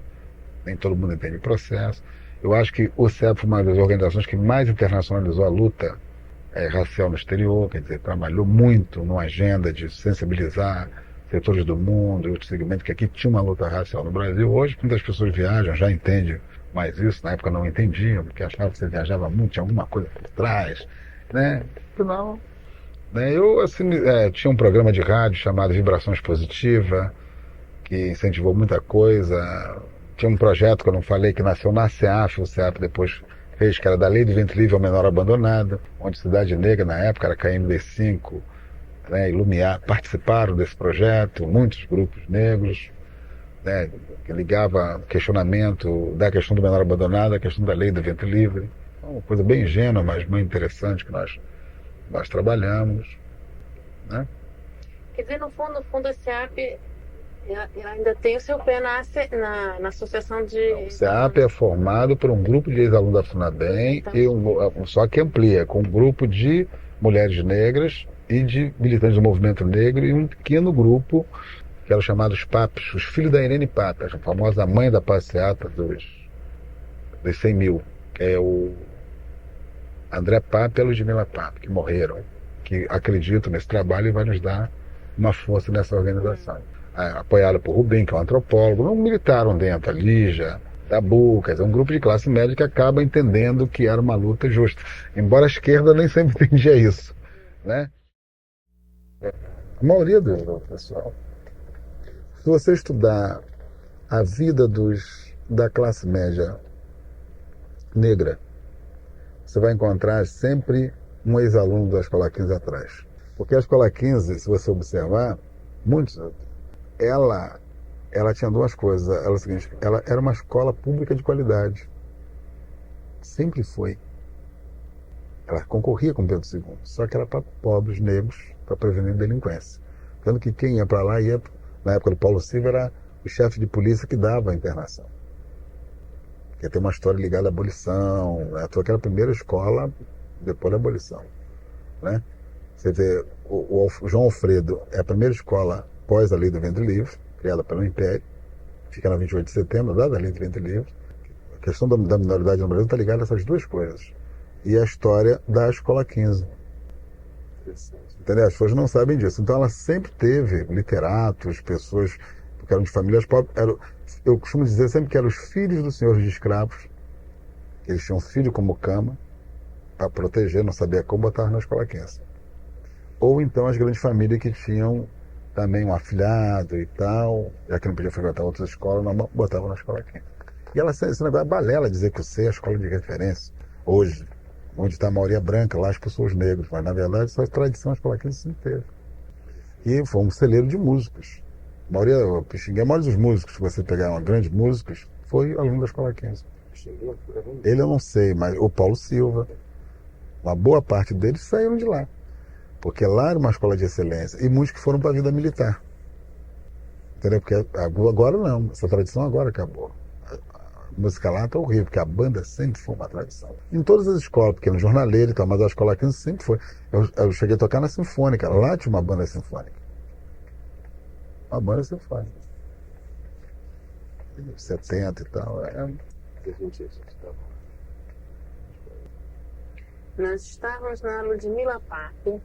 Então, que foi a que ajudou a Tânia Coelho. São pessoas que não são ex-alunos, também não vêm desse extrato mais pobre, mas que sensibilizam. É um grupo muito pequeno, que lutaram no comitê da anistia, que todos tinham parentes presos, né? Eles lutaram no movimento clandestino contra a ditadura. É um grupo pequeno, acaba vendo mérito nessa luta. E vai nos dar força, vai nos ajudar. No CEAP, já no CEAP, não na associação. Se aproximam próximo da associação e ajudam no CEAP. Você estava falando que a primeira ONG, ONG... A primeira concepção de ONG negra que vai trabalhar com cooperação internacional é a CEAF e depois o CEAP. Embora a CEAF tenha uma outra lá. Porque essa história que pode entender o CEAP hoje tem que entender a CEAF antes. Não tem como você. Porque a liderança é a mesma que está nesse processo. Tanto que quem me acompanha no CEAP hoje, na direção, é o Wilma, que estava na Associação de Ex-Alunos, e a Maitê, que acompanha, que não era ex-aluna, mas ela já tinha trabalhado com a Maitê, que trabalha com... A Maitê é uma pessoa interessante de ser entrevistada. Maitê Barros. Maitê era do Partido Comunista, vai trabalhar com Solano Trindade. Que interessante. Entendeu? Ela está com 70 e poucos anos, 79 anos. Ela vai acompanhar. Hoje é a secretária executiva do CEAP. Então, sobre o processo de articulação do Enem, do Encontro Nacional e tal, surge a partir do Enem que nasce essa ideia da coordenação nacional, né? Entidades negras. Ela vai... Duas coisas interessantes. O Enem, apesar de todas as disputas, todas as brigas que você tinha, ele tinha uma concepção interessante, porque na época a CEAF, né? O CEAP já era um grande, pela experiência da CEAP, era um dos coordenadores. Eu viajava o Brasil todo. E eu tinha um cuidado de, mesmo nos estados, conversar com todas as lideranças, até com as contrárias ao próprio Enem. Eu lembro que eu fui conversar com Edson Cardoso, foi um dos maiores adversários que eu tive, duro naquela época. O MNU achava que nós tínhamos que criar uma entidade negra e eu seria o presidente. E não era essa a ideia. A ideia era você reunir o movimento e começar a fazer discussão de um projeto conjunto. Muita gente não tinha isso com clareza, né? Mas mexeu com muita gente e trouxe muita gente nova para esse cenário, né? Então eu ia aos estados, né? As facilidades que o CEAP tinha de recursos facilitavam que a gente viajasse aos estados e conversasse. Eu lembro que eu fui ao Maranhão, eram 10 lideranças, não se falava, uma briga danada, e eu fui conversar com as 10. Né? E um encontro que não tinha um grande dinheiro para fazer o encontro, a não ser o pouco recurso que o CEAP tinha. Era o esforço das pessoas. Nós fizemos reuniões de coordenação que a coordenação eram 5 pessoas de cada estado, de grupos diferentes. Todos os estados. Era uma coordenação, às vezes, de reunião de 100 pessoas, quase 150 pessoas, para deliberar. Não era fácil, entendeu? Mas eu acho que houve um êxito, né, muito grande. Tanto que a Coordenação Nacional de Entidade Negra nasceu desse processo. A que está aí hoje. Com várias debilidades, várias dificuldades, mas ela nasceu desse processo. Porque aí as lógicas políticas viram outras, né? Tanto que não fizeram nenhum outro encontro do movimento negro autônomo naquela envergadura. Do ponto de vista de delegados na base, e a forma como o PT se organizava. Na época, como tinha uma boa base petista, né? Tinha todas as correntes políticas. Né? Foi lá no Morumbi. Pacaembu, né? E naquela tinha o Vladimir, que na época era o diretor de lá, a Argentina era perfeita, né? Mas foi uma coisa muito rica, muito interessante, né? E como agora, né? Toda essa debate sobre a ação afirmativa, né? O CEAP vem cumprindo com outras entidades um papel importante, lançou a campanha da Camélia. Agora, semana passada. Dia 17. Né? Eu lembro quando a gente começou a debater cota e ação afirmativa no movimento negro, o pessoal dizia, não, reforma, não vai acontecer nada, isso é reforma. Hoje eu estou em minuta defendendo. Porque uma das dificuldades que o movimento negro teve e tem tido é não ter uma bandeira unitária. O que nós chamamos de unidade era contra o 13 de maio, o Dia Nacional de Protesto, e 20 de novembro, e contra o racismo. A massa negra não consegue visualizar a luta antirracista. Ela não consegue ligar ser contra o racismo, o que a beneficia. A ação afirmativa, ela passa a entender. É vaga na universidade, é vaga no shopping center onde o cara não te emprega. O cara entende, entendeu? Bom, pode não entender, mas agora aí você está mostrando um caminho concreto. Por isso que eu era contra a ação afirmativa, não a ação afirmativa, eu era contra a cota. Você vê, entrevista minha alguns anos atrás, eu estou lá dizendo contra. Mas depois eu fui compreendendo, viajando muito o mundo, eu vendo o Brasil, porque é muito bom você ver o Brasil de fora, né? Você compreende que a sociedade ela é tão conservadora na questão racial, ela é tão racista, que a cota, ela é importante que ela abra esse debate. Tanto que a cota entra no relatório oficial, quando eu, numa audiência com o presidente da República, eu, um grupo de pessoas, mas eu vou sugerir a ele que adotasse nem que fosse a cota, o Fernando Henrique, no relatório. Porque abriria o debate, o relatório que vai para Durban, do governo. E aí ele fala e tal, aí assume. Tanto que a imprensa vai lá e pinça justamente a cota. Ao mesmo tempo que ela pensou para desmoralizar, abriu o debate. Coincide com um deputado conservador que não sabia o que era, fez uma lei que ninguém discutiu, que eu acho que é uma coisa do Juca, que era um militante do movimento negro, deve ter dito para ele, põe aí a lei da cota. Passou por unanimidade na LERJ, o cara liga e passou uma lei na LERJ. Aí o povo do PT, o pessoal que queria que você conta, digo, não, conta não. É favor, vamos ser favor. Agora vamos à cota. Mas o cara é conservador, não importa, mas fez a lei, nós vamos na lei. Entendeu? E abriu esse debate todo, o que está obrigando as universidades a se repensar, a se ver, né? Quer dizer, um país que precisa se ver dessa forma, quer dizer, não que cota seja maravilha, mas ela é a nossa tática. Nossa estratégia são as políticas de ação afirmativa, que a sociedade tem que fazer. Ainda mais você viver uma sociedade como é. Então, acho que o movimento negro, a nossa geração, digo minha, do Amaury, esse pessoal, estamos vendo uma coisa que a gente nunca jamais achou que veríamos. Talvez os nossos filhos que ainda iam batalhar para os nossos netos verem. Nós estamos conseguindo ver agora. Um debate concreto, a sociedade tem que caminhar para fazer alguma coisa concretamente, né? Eu lembro que em 2001 eu fui no shopping para dizer que eles não empregavam. Deu um pandemônio danado, né? Não, aqui não emprega, vamos botar aqui uma... Hoje eu estou dizendo o contrário, não vamos mais fazer isso, vamos dar a camélia para aquele que emprega. Vamos fazer o contrário, compra ali porque ele emprega. Vai ser uma confusão. Já está tendo uma onda, as pessoas já estão. E a camélia é simpática, né? Eles não chamam de racistas à versa. É uma camélia branca, pô. Como é que nós somos racistas? Eu acho que o movimento negro precisa se utilizar também dessas estratégias, que os ecologistas até usaram. Né? Eu acho que nosso desafio tem que ser envolver a sociedade na questão racial. Eu acho que o movimento ele é importante, ele tem sua identidade, eu acho que, mas ele tem que envolver os brancos. Não é um problema de nós negros, é um problema da sociedade brasileira. Não é um problema individual. Não, mas Ivanildo, de políticas gerais com recorte, cara, todo mundo se defende isso, mas eu quero defender a ação afirmativa, eu quero mobilizar um segmento branco, porque é uma história. É como o Partido Comunista na década de 60 e 70, ele disse que só derrubava a ditadura se construísse uma frente. E é a mesma coisa, vamos derrubar o racismo dessa vez, construir uma frente. Se sensibilizar a todas as pessoas jovens, de que é uma luta que tem que ser, ou seja, é a mesma história da abolição, que não foi completa, né? Quer dizer, fizeram lá uma lei, todo mundo quer a lei mais perfeita, que só tinha 2 artigos, mas é uma lei perversa. Né? Então vamos voltar, nada com um símbolo deles abolicionista, onde os negros também participaram e brancos participaram, e voltar para completar a obra da abolição. Essa é a oportunidade que a sociedade tem concretamente. Né? E eu acho que isso está mobilizando, eu acho que está mexendo, né? Com... Não só os brancos, mas também os próprios negros, que quando você vê, tem aqui uma vaga na universidade, você estava falando agora mesmo, né? Quer dizer, mobilizar a comunidade negra pelo movimento negro. Sim, claro, eu acho que a comunidade negra não pode ficar apática, achar que essa é uma questão de pobreza, né, ou questão de identidade. A cota, pelo menos, ela vai obrigar, força o debate sobre a identidade, né? Você vê, até isso forçou. Quem é e quem não é? Entendeu? Isso é interessante. Você define. Agora, é interessante que a sociedade, o pessoal diz assim, o cara mais hipócrita do mundo, né? Não, Ivania. Quem sabe quem é? Como? Para excluir, sabe? Não você não sabe. O problema é o cara, se ele vai assumir a ascendência dele, que ele nunca assumiu. Porque essa questão, antes era um ônus assumir que é negro, hoje vai dar um direito, então a turma vai virar. E depois outra coisa que eu tenho também no debate, a hipocrisia da rapaziada, dos setores brancos, vai dizer o seguinte: agora descobri que tem banco pobre. Não, e os bancos pobres? Como se fosse uma coisa em contraposição à outra.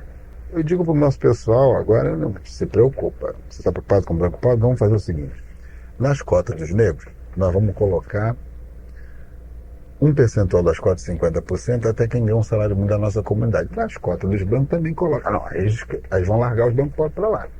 Porque nas cotas dos brancos também vamos colocar 50% para quem ganha, para os brancos que ganha até um salário mínimo. Aí eles vão largar os brancos deles.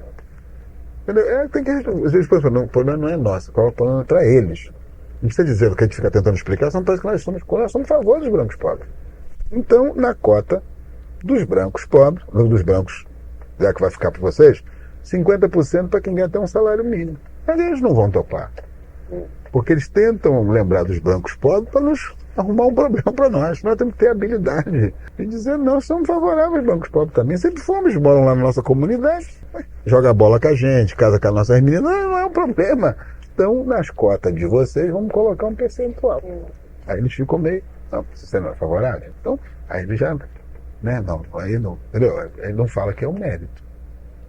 Então, eles tentam nos colocar em intransigência do racismo, mas não é intransigência da comunidade negra. Não é, com certeza. Então, eu acho que o movimento tem que ter essa habilidade, não precisa ficar aí, né? Não, também somos favoráveis aos brancos pobres. Somos negros pobres.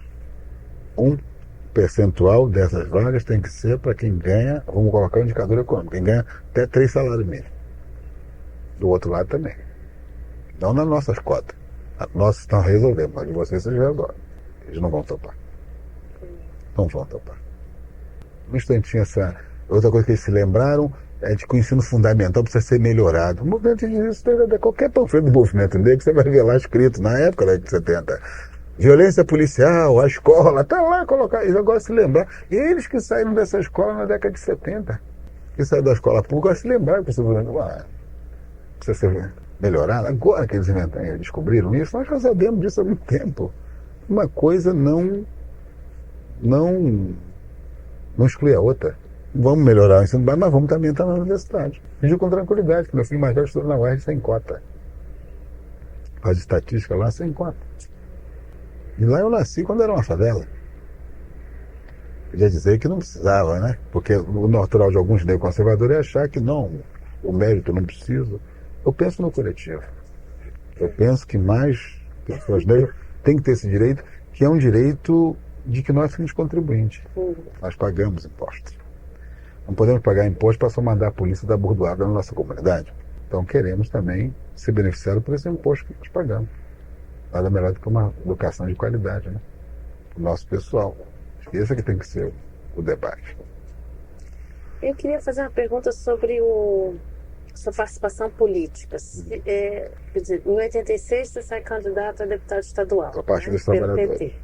E eu queria saber, essa participação político-partidária, né, esse engajamento político-partidário, teve diferenças com relação às outras atuações também políticas que se tinha, mas que não eram partidárias? Qual é a relação entre isso e o movimento negro mesmo? Olha São só, várias mas formas uma de coisa atuação. não, a política partidária foi interessante fazer política, mas eu sempre fiz a política partidária a partir da perspectiva do movimento. Eu nunca fiz política no movimento a partir do PT.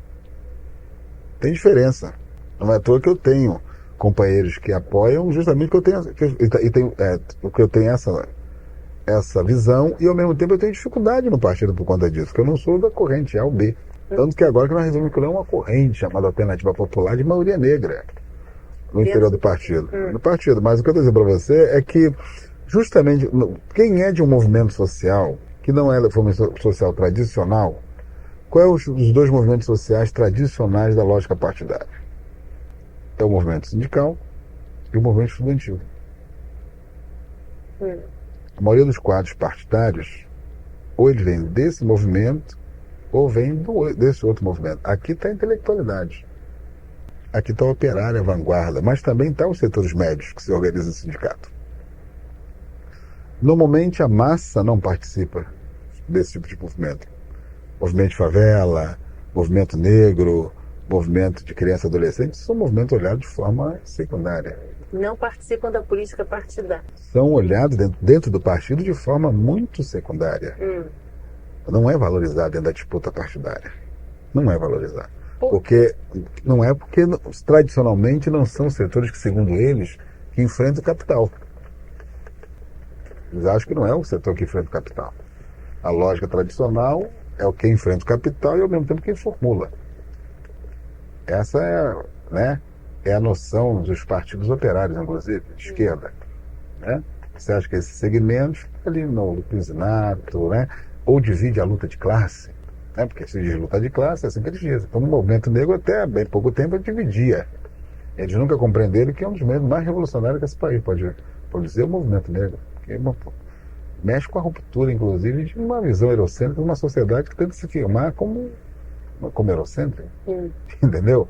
Mesmo a luta das operárias no Brasil em dado momento é dirigida por pessoas com noções eurocentristas. Né? Se você olhar esse movimento a partir de uma visão de grandes, né, da luta contra a cultura, do bloco hegemônico, é um movimento super revolucionário. Você não sabe o que é botar 40% de negro na Universidade de Medicina. Que confusão isso vai dar. Né? Vai ter beijo na boca, vai ter reação das famílias. Não é à toa que muita gente é contra, porque é a mesma mistura, porque na nossa sociedade as pessoas nunca conviveram com negros em condições de igualdade. Basta ver a academia, os espaços, que agora tem. Né? É até muito engraçado que eu fui escrever para um mestrado, que eu não quis entrar na vida acadêmica. Agora que eu estou pensando, até tem um mestrado aqui, galera que estão um pouco interessado em ver, mas eu na minha área. Aí a menina falou assim, ó, rigor acadêmico, aqui não é diferente da militância. Aí eu tive que rir, né? Tudo bem. Você acha isso pela fora, eu já fui convidado várias vezes. É diferente daqui. Né? O valor, né? Com rigor acadêmico, aquela coisa e tal. Mas é inegável que nos últimos anos, uma novidade que se produziu na sociedade brasileira é militantes do movimento negro que entraram na academia, como a Mauri, como o Major, como o Medeiros, que está trazendo para a academia uma preocupação que ela nunca teve. Ela, quanto à academia, nunca se preocupou com a questão racial brasileira. Um ou outro, mas a academia em si nunca teve isso como, né, os grandes intelectuais que pensam as grandes questões do Brasil. Como é que você pode pensar que a questão de um país que levou 350 anos de escravidão e você não ignorar isso? A repercussão que isso tem na vida da sociedade brasileira hoje e no futuro desse país. estão sendo pegos de surpresa, porque eu costumo dizer que o movimento negro tem esse mérito, né? Ele conseguiu um movimento com extrema dificuldade financeira, de estrutura, de organização, ele, né, conseguiu se impor numa sociedade, está conseguindo entrar numa agenda política de uma sociedade onde todos os segmentos eram contra, da esquerda à direita. Da esquerda à direita. Há um consenso. Porque como os setores, tanto da esquerda como da direita, vêm de uma origem de classe, vêm de um lugar, né, sabe que se esse movimento cresce, ele também altera a relação de representação. Que está em jogo na sociedade brasileira. Então é natural que você empurre esse debate para debaixo da tapete, né? Não, a questão meio da revolução, depois a gente resolve, porque aí política para todo mundo vai resolver. Não vai resolver. Está aí a questão religiosa colocada. O cara pode ser progressista na questão da religiosidade e a religião africana sendo massacrada pelos meios de comunicação, as pessoas ficarem caladas e falando de liberdade religiosa, a disputa nas escolas, como é que está sendo dada, né? Como é que foi a sua entrada no candomblé? É uma coisa muito interessante, porque eu nunca tinha proximidade na minha adolescência. A não ser de forma negativa, quando numa escola interna que eu estava, o cara juntava os macumbeiros e batia nele de chicote. E aí sempre me botava no meio, eu nem tinha nenhuma proximidade. Eu fui ter uma... e batia numa escola interna que eu estava. Era como uma coisa de castigo, né? Mas também não tinha nenhuma ligação. Nenhuma ligação. Eu vim ter a ligação quando eu fui dar aula na Suzy. Aí eu fui namorar a mãe do meu filho mais velho, né? Fiquei noivo dela, e ela tinha problemas espirituais. E aí tinha uma senhora que um filho dela estudava na escola, era meu aluno, e eu resolvi fazer um folclore. E o folclore que eu escolhi foi justamente fazer uma umbanda. E ela foi ajudar. Nisso ela foi jogar abuso para ela e foi fazer o santo dela. E na época eu ajudei, financei tudo. Aí no que financiou o casamento, o noivado arrebentou, né?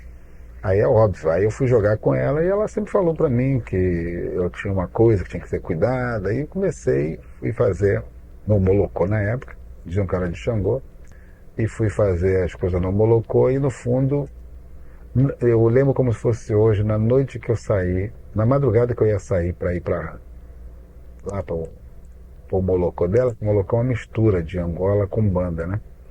Eu lembro que na minha cama, eu lembro como se fosse hoje, eu levantei no meu quarto, eu era solteiro, morava sozinho. Eu levantei na cama, tinha sentado na beira no chão, no Iaô. Ele levantava e saía descosta. Pra mim. Tudo pintadinho. Eu cheguei lá e falei, isso é Xumirim. Tudo bem, é Xumirim. Não entendia nada, né? Até então não entendi. E aí ela fez lá, saiu, fez Xangô e tal, botou Epô. No que ela botou Epô, passou um período, eu quase fiquei louco. E nessa época eu dava aula na SUS, eu tinha uma mãe de santo que era minha aluna e a filha dela também, que é a Deusuíta, de Oxoguiano. E aí eu acabei jogando com a Deusuíta. Como que foi jogar com ela, então ela falou, olha, eu não posso fazer nada por você, mas você vai fazer santo na Bahia, na casa de uma pessoa de Inhaçá. Eu nem conhecia ninguém. E a Bahia sempre era uma coisa para mim muito chamativa, porque eu sabia que meu pai era um baiano. Sempre que eu ia à Bahia, eu ia meio, né, aquela história de... E acabei então fazendo um santo no Recôncavo, no Maragogipe. Conheci aqui o pai de santo, o Babalorixá, que era Babalorixá de uma pessoa que trabalhava comigo na FUNABEM, o mestre Jorge, uma pessoa também muito importante, que me iniciou nessa vida religiosa, eu acabei indo para lá. Ele jogou e tal, tem que fazer e tal, você tem uma tradição, então, porque eu descobri que eu sou descendente de uma família de sacerdotes. Vem desde os ancestrais. Já estou tendo essa história religiosa na minha família, quando eu vou descobrir, do meu pai, não da minha mãe, que eu não conheço ainda, é muito forte. Né? E aí eu me iniciei. Eu lembro que eu ainda era Iaô, cumprindo preceito, estudando na Notre Dame, que era uma faculdade católica, eu tinha aula de teologia, e eu ia de preceito. A maioria do pessoal me conheceu nessa época, no movimento militante, no movimento negro, de preceito. De quelê e tal. Sempre fiz. Nunca tive vergonha, sempre. Hoje eu tenho 22 anos de feito. Né? Com obrigação de 21, paga tudo direitinho. Como sacerdote e tal. Nunca uso a qualidade de sacerdote. A minha militância, isso é uma outra coisa. Sou militante. Né? Mas é isso. A religiosidade para mim ela tem a ver com a identidade, né? É uma coisa muito séria, né? ou talvez tenha sido um felizardo, porque uma pessoa que teve a origem de vida que eu tive, as dificuldades que tive, né? E chegar, são coisas dos orixás, né? Isso é um destino que você tem que cumprir, né? Como mesmo. Na verdade, eu só soube do meu pai, acho que foi na hora certa. Eu acho que se eu tivesse conhecido ele um pouco antes, talvez eu não seria a pessoa que eu sou. Pela história dele, pelo que eu vejo. Eu tenho 17 filhos, 3 presos no Carandiru. Mas ao mesmo tempo eu sou obrigado a compreender que ele é o retrato. Ele é um homem muito inteligente. Muito inteligente. Uma vez eu fui a Salvador, ele foi comigo. Aí eu estava falando num sindicato, né? Ele falou assim, você é muito inteligente, você tem uma memória muito boa, você fala de cor, né? Aí eu disse para ele, não, mas você é muito parecido. Só que minha inteligência foi usada para uma coisa, eu sou para outra. Mas aí é muito a ver com a história das famílias. Eu tenho fotos da minha família, dele, que eu recuperei. São famílias negras da década de 50, você vê aquela família toda. Não tem uma pessoa branca na família, né? Então você vê o que é a miséria, às vezes a pobreza impõe essas famílias, como estratégia de sobrevivência, o que elas fazem. Eu nunca o culpo como indivíduo. Também como não culpo a minha mãe o fato de ter sido prostituta. Né? Eu acho que é uma sociedade que produz, né? Deixa para a grande maioria da comunidade negra essa forma de sobrevivência, por que você vai culpá-los? Nem tenho vergonha. Nunca tive de dizer da história deles, né? Claro que entre eu e ele não tem afeto, né? Com 40 anos, né? Não é uma coisa assim da noite para o dia. Eu vejo às vezes, vou a São Paulo, outra vez que vou a São Paulo faço questão de vê-lo, porque vê-lo para mim, vou recuperar a história da minha família. Eu tenho uma tia, uma irmã dele, ele é o mais velho dos irmãos, de todos. Eu tenho uma tia chamada Conceição, ela é uma genial, ela tenta recuperar essa história do afeto, né? Ela tenta, comigo assim, ela é uma pessoa genial, mas ele também é uma pessoa genial. Ele não tem culpa, coitado. Ele é um cara, a sua estratégia, uma pessoa que não estudou muito, né? Desde muito cedo, a família era de muitos irmãos, né? Ele teve que sair de casa cedo, que não aguentou a barra. Já tem um irmão dele que é o que mais estudou. Eu sou o primeiro universitário dessa família. Meu filho é o segundo universitário. A minha filha com certeza vai ser a terceira. Você tem quantos filhos? Tenho 5. 5? Né? Com certeza. Qual a idade deles? Eu tenho o Marcelo, tem 24. Esse está na UERJ. Está na UERJ. A Luísa está fazendo agora para a área biomédica, né? Está fazendo vestibular? Está fazendo vestibular agora, esse ano. As federais aí e tal. Acho que ela vai passar, vamos ver. Com 19, nasceu no dia 20 de novembro. Eu lembro que eu estava em 84, em cima de um palanque lá na Central do Brasil, fazendo um discurso. Foi para o hospital, ela nasceu nesse dia. Todo militante quer uma filha nesse dia, né? Ela nasceu nesse dia. Coitado, para ela que não é muito bom, né? Todo dia 20 tem briga, né? Mas nasceu, Luísa Maim. Depois eu tenho o Luan, que tem 13 anos, tá maior do que eu. Depois eu tenho a Maíra, que tem 9. Tem a Yamin, que tem 3 anos. 3? Yamin. Yamin. E tem 2 netos. Do de 24? Do de 24 anos. Marcelo. Né? Mas eu acho bom, eu acho que eu vim que entender muita coisa da família, porque como você é criado em internato, você não entende. A casa nunca teve uma grande função para mim, engraçado isso, né? Porque eu fui criado em alojamento, né, em massa. As coisas ficam muito impregnadas em você. Mas depois que eu descobri o São José do Carmo, aí eu vim entender melhor. Sempre fui um pai muito responsável, né? Aquela coisa bem de igual Ida, né? Luta aquilo, mas tem que, todo mundo, né? Coisa que você tem que ter responsabilidade com os filhos. Sempre fui assim. Acho que qualquer pessoa negra não pode negligenciar com seus filhos. Não importa se o casamento acabou, se virou cambalhota, os filhos têm que ser protegidos. Para fazer a dominação, fazia com as famílias negras, né? A desintegração, né? Como eu te disse, o discurso da FUNAB era um discurso oficial perfeito, né? Integração familiar. Eu via muito isso quando eu era aluno. Ele tocava na banda, então eu tinha privilégio, tocava clarineta. Então a gente viu o discurso do presidente da FUNAB. Então sempre falava, a questão do menor tem a ver com a êxodo rural, não sei o quê, aquela conversa fiada toda. E que a missão da instituição era integrar a família. Eu fui justamente desintegrado a partir do momento que eu fui internado. Que política é essa? Né? Integrar a família como? Entregar a menina na família. Segundo ele, voltar à família, então não foi. E depois, quem procurou a família fui eu, não foi o serviço social. Eu vejo meu prontuário, eu tive acesso ao meu prontuário, né? Até porque eu trabalhei lá depois, é uma vergonha. né? Eu lembro que quando eu fui a primeira vez na Praça 11 descobri a minha mãe, que eu falei com eles, a mulher me notou lá, ele teve lá e soube que a mãe morreu. Ela não procurou. Se ela tivesse procurado, eu teria tido acesso muito mais rápido. É o trabalho técnico que eles fazem. E eu tive que Cabe ao batalhar, menino descobrir, né? né? Não Então eu acho que eu vejo isso muito na história de milhares de pessoas, né? Eu só conto essa história, tem gente me animando a fazer um livro sobre isso e tal.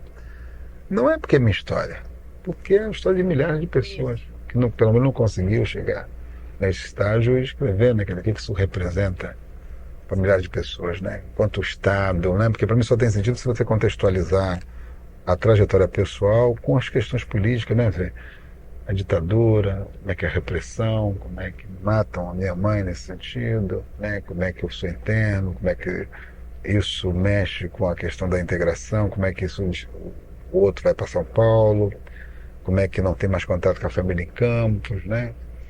Como é que as condições de miséria, as condições econômicas levam as pessoas a viverem dessa coisa, um viver de pequeno furto, né, de coisas corriqueiras e outras viver, né? E para a sociedade são os grandes criminosos, né? Uma prostituta né, e um ladrãozinho, né?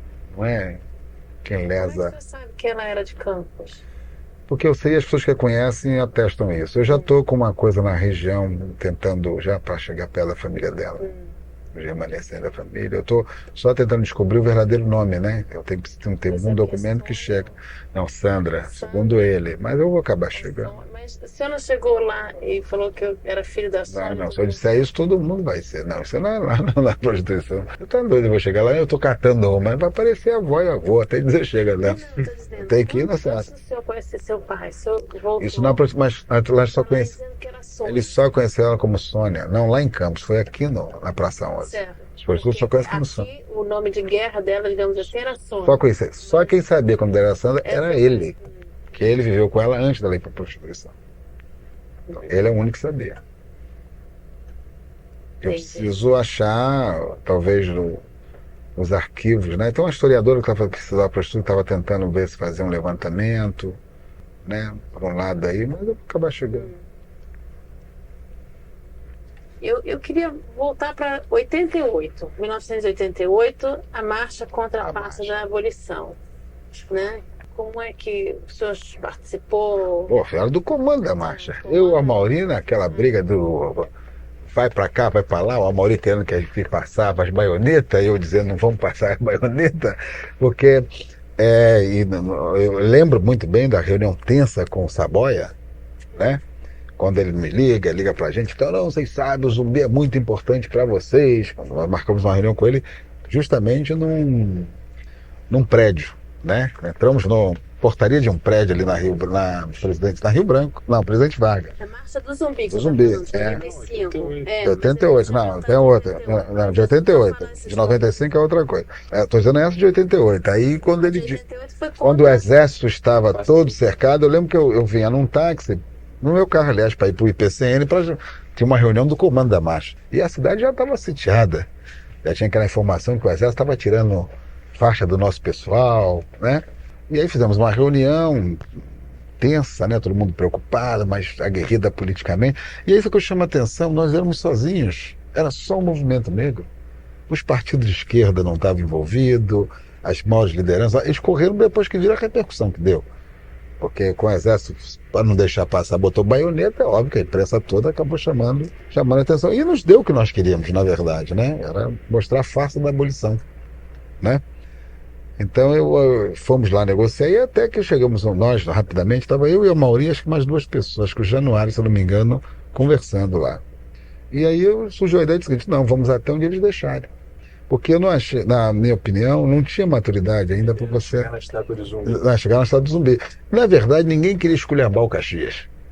Eles se precipitaram a partir de uma denúncia ou de uma fala do Frei Davi lá em Caxias. Caxias, todos nós sabemos o papel do Caxias. Caxias não é um herói para a comunidade negra. Não é. É um herói do exército, né? Todo mundo sabe o papel. Quem leu o Dom Albá, inclusive, depois, né, vai compreender melhor, né, que foi a Guerra do Paraguai, um pouco, qual foi o papel da comunidade negra na Guerra do Paraguai. Mas acabou que a reação do Exército provocou em todos nós uma ira. Aí que ninguém quer esculhambar o Caxias mesmo, né? É óbvio, depois disso, daquela reação do Exército, durante o dia, né, toda aquela confusão, não vai deixar a marcha sair, vai deixar a marcha sair e tal. E onde nós decidimos que a marcha ia até onde eles deixassem. Mas eu acho que foi um fato político muito importante para o movimento negro, que acabou justificando a abolição, porque eles queriam fazer uma festa para comemorar o centenário, com aquilo ali não teve comemoração. Mas o movimento negro acertou. Já a marcha de 95, eu também fui do comando da marcha, um dos articuladores da marcha, o país todo, eu acho que o movimento negro foi que colocou para o Estado uma nova visão de a reivindicação de políticas. O Estado até não correspondeu, mas colocou.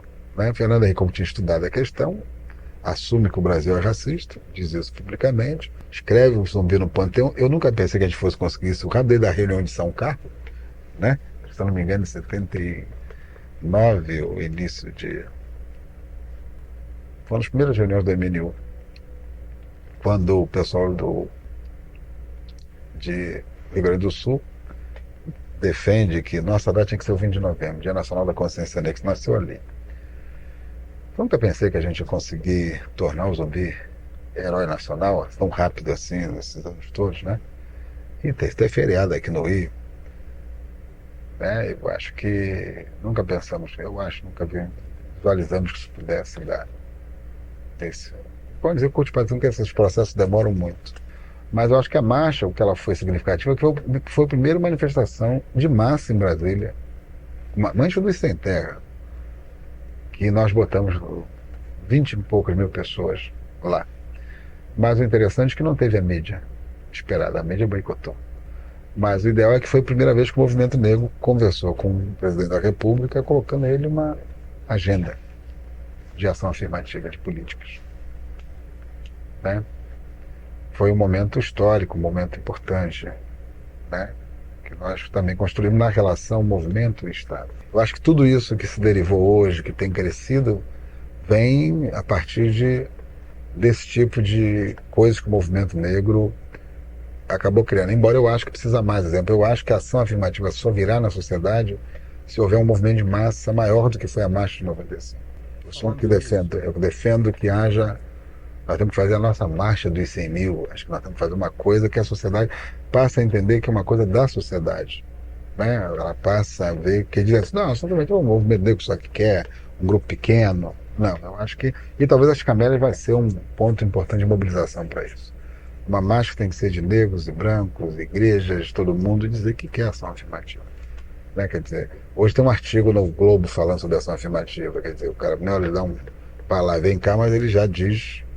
Né, um artigo que defende, quer dizer, tem surgido mais artigos defendendo essa política. Né, sobre essa relação entre sociedade e tal, qual a importância que você vê enquanto pedagogo sobre essa lei que obriga as escolas a... Que é outro avanço importante. O problema é a implementação da lei. Nós temos que, por isso que a gente tem que fazer movimentação de massa para garantir tudo isso. Mas é inegável, né? Uma sociedade com uma presença negra tão importante. As crianças, eu te dou um exemplo da escola dos meus filhos, é muito deprimente quando você tem consciência. Exemplo, eu fui na escola do meu filho de 9 anos, de 13 anos, escola de classe média, né? Qual escola? Mas, não vou dizer o nome, uma escola católica e tal. Aí você vê Olimpíada da escola. Todas as crianças que carregam a bandeira são brancas. Eles não se dão conta que naquela escola tem criança negra. Não tem um professor negro. A escola da minha filha também de 3 anos, não tem um professor negro. Botaram ela para ser anjo porque não tinha jeito lá, né, do outro lado, a avó para dar aula de religião na escola, então botou a neta porque queria ver a neta anjo na escola, entendeu? Mas então não seria. Então eu tenho observado como educador que é muito duro as escolas particulares não contratarem professores negros. Quer dizer, há alunos brancos que nunca tiveram professor negro na sua vida, a não ser quando é escola pública. Então, eles nunca tiveram contato de forma positiva com a comunidade negra. E aí, como Entendeu? implantar numa realidade dessa? Eu acho que tem que implantar, primeiro que é uma lei, primeiro que o MEC tem que ajudar na formação, primeiro, dos profissionais que vão dar nessa área. Fazer uma capacitação grande. Ele pode fazer, que tem dinheiro para isso. Um país que mudou a tecnologia do álcool, da gasolina para o álcool, que investiu, então, se quer fazer vontade política, tem que investir. E segundo, fiscalizar. Entendeu? Tem que fiscalizar, porque eu acho que o que é bom não é para a comunidade negra, é para a sociedade brasileira aprender a ter a pluralidade. E todos não dizem que são mestiços, por que não? Você conhecer essa contribuição que os negros deram, não é só na capoeira, né? Porque tem escola que vai botar aula de capoeira e vai achar que ele está botando a cultura negra na escola, né? Não é isso. Acho que é a história mesmo, como é que você faz uma revisão da historiografia oficial do Brasil, porque você estuda o feudalismo e não conhece nada da África. Você vê que essa exposição que está no Banco do Brasil agora mostra que a África tinha um conhecimento tecnológico muito mais avançado do que a Europa naquele período. Correto? Esse deve ser surpresa para as pessoas nesse país, né? Pô, vocês tinham conhecimento disso, né? Uns acham manusear o bronze, o ferro, né? Como é que eles manuseavam, né? Isso ali demonstra um refinamento, né? Que eles demoraram anos para ter. Só tiveram porque se apropriaram. Então isso é bom para uma sociedade. Primeiro para a autoestima da comunidade negra, né? E depois para a sociedade também entender que nós não somos um burro de boçal que vem para cá carregar carroça. Eu acho que isso é bom para a sociedade no seu conjunto, como um todo. Você estava dizendo que em 70 e pouquinhos, no Rio Grande do Sul, no encontro... Não, foi um encontro em São Paulo, na Universidade de São Carlos. Em São Carlos, a ideia Surgiu a ideia, defendida pela delegação do Rio Grande do Sul, que o 20 de novembro fosse um Dia Nacional de Consciência Negra. A ideia veio do Sul.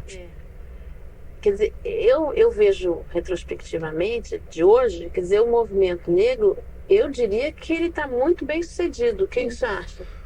Falta muito ainda. Veja bem, mas eu acho que do ponto de vista político, levando em consideração a estrutura, as condições que outros movimentos tiveram, ele não foi o que mais teve sucesso. Porque você imagina se a gente teve sucesso. A gente para usar o carro, tinha que ser o carro do sindicato, né? É um movimento que ele não teve nenhuma estrutura de mobilização. Todos os atos que nós fizemos foi por nossa própria conta, para fazer o Enem, fazer não sei o que e tal. A gente tinha que se virar para cá. Quer dizer, você não teve assim, os partidos que investissem nisso, como investe no movimento operário, ou no movimento feminista, algum segmento. Não tivemos esse investimento, nunca tivemos. Ou uma coisa ou outra. Depois que alguns sindicalistas negros foram ganhando para a luta, começaram até a botar uma pequena estrutura do seu sindicato para ajudar.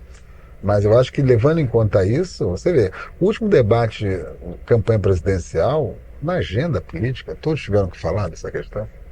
E a Constituição de 88, com as comunidades remanescentes também? É um avanço, mas não pode esquecer que foi vetado um artigo só voltado para a comunidade negra, feito pela Florestan Internet.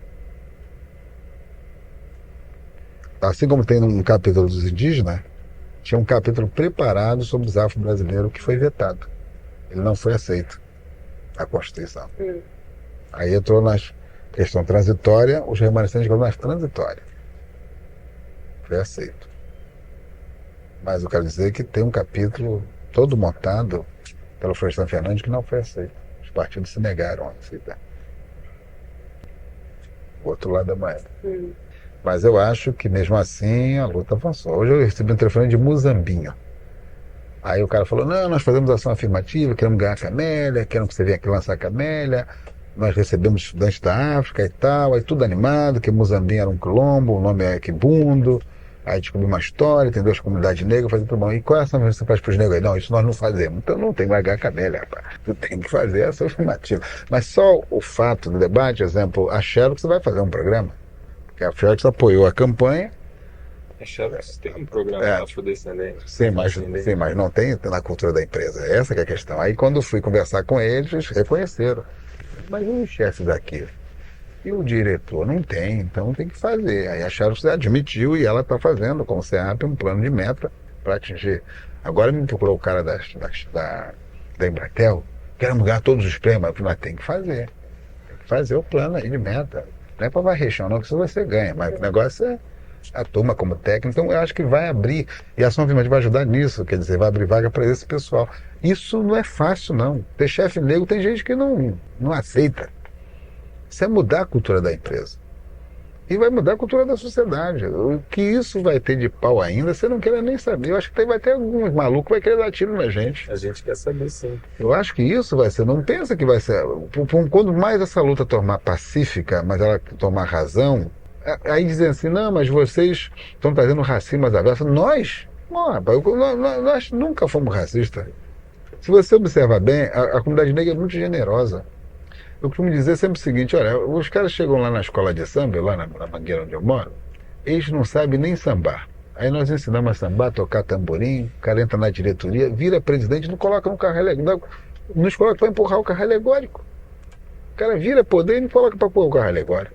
O cara não sabe nem levantar o pé na capoeira, vai lá, a gente ensina, o cara ganha o cordel, vira médico, ganha dinheiro. O cara entra na nossa macumba, não sabe nem vai lá fazer uma consulta porque o casamento tá ruim, porque eu não tenho emprego, quer dar um remo para algum, dá um estremelique, vira roupa, porque ela vira pai de santo. Na nossa cultura. Nós nunca discriminamos os brancos. Eles sempre entram no nosso espaço. No entanto, o que eles criam, nem tudo nós entramos. Essa é uma diferença. Para derrubar a questão do ódio racial. Ele não virá da comunidade negra. Não virá. Agora, se virar do outro lado, porque a sociedade cabe saber lidar com isso. Mas de nós não, somos generosos. Isso é uma outra coisa, porque eles trabalham como se nós fôssemos sempre agressivos, né? Não é verdade. Então eu acho que esse debate é um debate que nós vamos fazer com tranquilidade e colocar lá. Não somos nós. Nós estamos reivindicando um direito. Um direito, primeiro, historicamente, que os nossos ancestrais construíram, que trabalharam aqui, construíram essa riqueza, essas possibilidades, e é vergonhoso para a sociedade brasileira que nós não podemos ter acesso a esses espaços que estão constituídos na sociedade brasileira, que são coletivos. Estamos falando dos públicos, né? Universidade pública, um emprego público, né? Estamos falando disso. E a iniciativa privada vai olhar para o ponto de vista do mercado. Que é mais lucro. Que ela olha para o mercado. Não há problema, porque se a gente consegue botar uma massa negra no mercado e tal, nem todos os negros serão conservadores e vão virar milionários. Com certeza, a vanguarda de esquerda nasce dos setores médios mais abastados da sociedade, ou não é assim? Os mais bem educados. Quem são os intelectuais da esquerda? Dizem todos. Um ou outro, raro tem um pobre. Mesmo quando diz que foi pobre, não, eu sou filho de... Meu pai era um espanhol, como diz o Serra, né? Não sei o que, mas vai ver o dono da quitanda, né? Era o cara dono não é sapateiro, é dono da loja que faz um sapato. E não é tão importante que eles deem contribuição, né? Então por que não também ter negros que têm essa possibilidade? O que eu acho que daqui a alguns anos, daqui a 40 anos, vai ter outra coisa acontecendo. Outra coisa, ainda dentro daquela perspectiva de que é um movimento bem sucedido, a CEPI. Tem que ir. Só saber da sua opinião. Na lógica do Estado, é uma possibilidade. Uma possibilidade concreta. Embora eu defendi outro modelo, eu defendi a transversalidade. Não por conta do pessoal da CEPI, mas por conta do que o Estado faz quando cria a CEPI. Que é natural você dizer assim, já está resolvido naquele canto. Né? Eu seria favorável que no MEC tivesse um secretário negro, uma daquelas secretarias, construindo uma política para a comunidade, o que no trabalho, que são áreas importantes, áreas de educação e trabalho, são fundamentais para nós. Eu preferia isto. Todo mundo sabe que eu defendi este modelo. Né? O perigo da CEPI não é o não esforço da CEPI, é o isolamento que pode, no fundo, colocar a CEPI. Se você não tem sensibilidade nos outros ministérios, a tendência é eles dar uma migalhinha aqui, outra aqui, mas empurrar a CEPI. Mas do ponto de vista do Estado brasileiro reconhecer que tem que ter uma política, eu acho que é bem-vinda. Eu tenho defendido, tenho apoiado por conta disso. Mas a nível de concepção, eu acho que podíamos ter feito um outro modelo. Obrigar o Estado a se comprometer de outra forma. Porque é muito duro você olhar para o Ministério e ver todos os secretários brancos. Parece que nós não temos capacidade de administrar nem gerir política. Tudo bom que esse governo tem um mérito. Eu acho que é um governo que são 4 ministros negros, nunca houve na história desse país. Então isso é histórico. Do ponto de vista de simbolismo, isso é muito importante. Mas eu quero pensar nas áreas como educação, que é mais importante, como trabalho. São áreas super importantes para a nossa comunidade. Né? Há um esforço, eu reconheço que há esforço, eu tenho dialogado muito com o governo que eu ajudei a construir, né? Eu não ajudei a votar, eu ajudei a construir. Né? Desde que a candidatura pequenininha aqui e ali, a gente vai ajudando a fundamentar. Acredito nele, eu acho que ele pode. Tem que levar em conta que é o primeiro operário que chega à presidência da República, tem toda uma questão aí. Não podemos dar margem aos conservadores, né, de que nunca fizeram nada, de que vai ser. Mas eu defendo o governo, mas eu acho que ainda temos que ter passos mais profundos. É o caso da lei, né? Acho que tem que investir. Entendeu? Acho que é uma lei, ele assinou e tal, mas tem que botar dinheiro, tem que sair no orçamento, tem que capacitar, né? Eu acho que é um pouco isso. Mas andamos, eu acho que eu não esperava que nós pudéssemos ver tanta coisa, né? Participar de tanta coisa. Pelo menos assim, os meus filhos, que os nossos filhos nunca entendem a gente direito, né? Mas que eles têm, que no fundo ele quer saber que a gente não comeu naquele dia em casa, né? Filho de militante, você sabe o que é isso? Faltou na mesa, né? Naquele domingo você não estava, o cara estava lá, ferrado, né? Não ficou rico, né? Mas não interessa, mas pelo menos deu caráter, deu uma série de coisas, e a gente só vai perceber depois. Eu vejo pelo meu filho também mais velho. Mas, se olhar bem hoje, você vê essa discussão, toda assim, agora eu entendo que o Coroa não estava lá em casa, porque muita coisa aconteceu e ele participou disso. Eu digo para meus filhos às vezes, a minha filha, hoje meu filho até, ele está na estatística, mas estava fazendo um vestibular de novo para administração, segundo. Aí eu falei que fui conversar com ele. Para convencer a turma lá de casa de cota não foi fácil, não. Eu tive que sentar 3 horas para explicar. Falei, vocês não podem desmoralizar a cota, vocês têm que fazer pela cota. Aí acabaram compreendendo. Mas ele hoje, a irmã dele que me falou, não foi nem ele não. Aí tá assim, não, ele agora vai fazer administração, porque ele acha que com esse negócio da cota nas empresas vai ter vaga para executivos. Entendeu? Aí ele entendeu. Para que ele quer se beneficiar? Então eu falei, pô, agora vocês entendem, né? Porque a gente estava aí batalhando. Então eu acho que não foi em vão. Eu acho que essa geração nossa, Mauri, Edo, Januário, esse pessoal todo nosso, nós não lutamos em vão. Eu acho que pelo menos nós estamos vendo. Isso em vida que você vê que tem mudanças, sinais de mudança, muito pouco. Você vê a publicidade, né?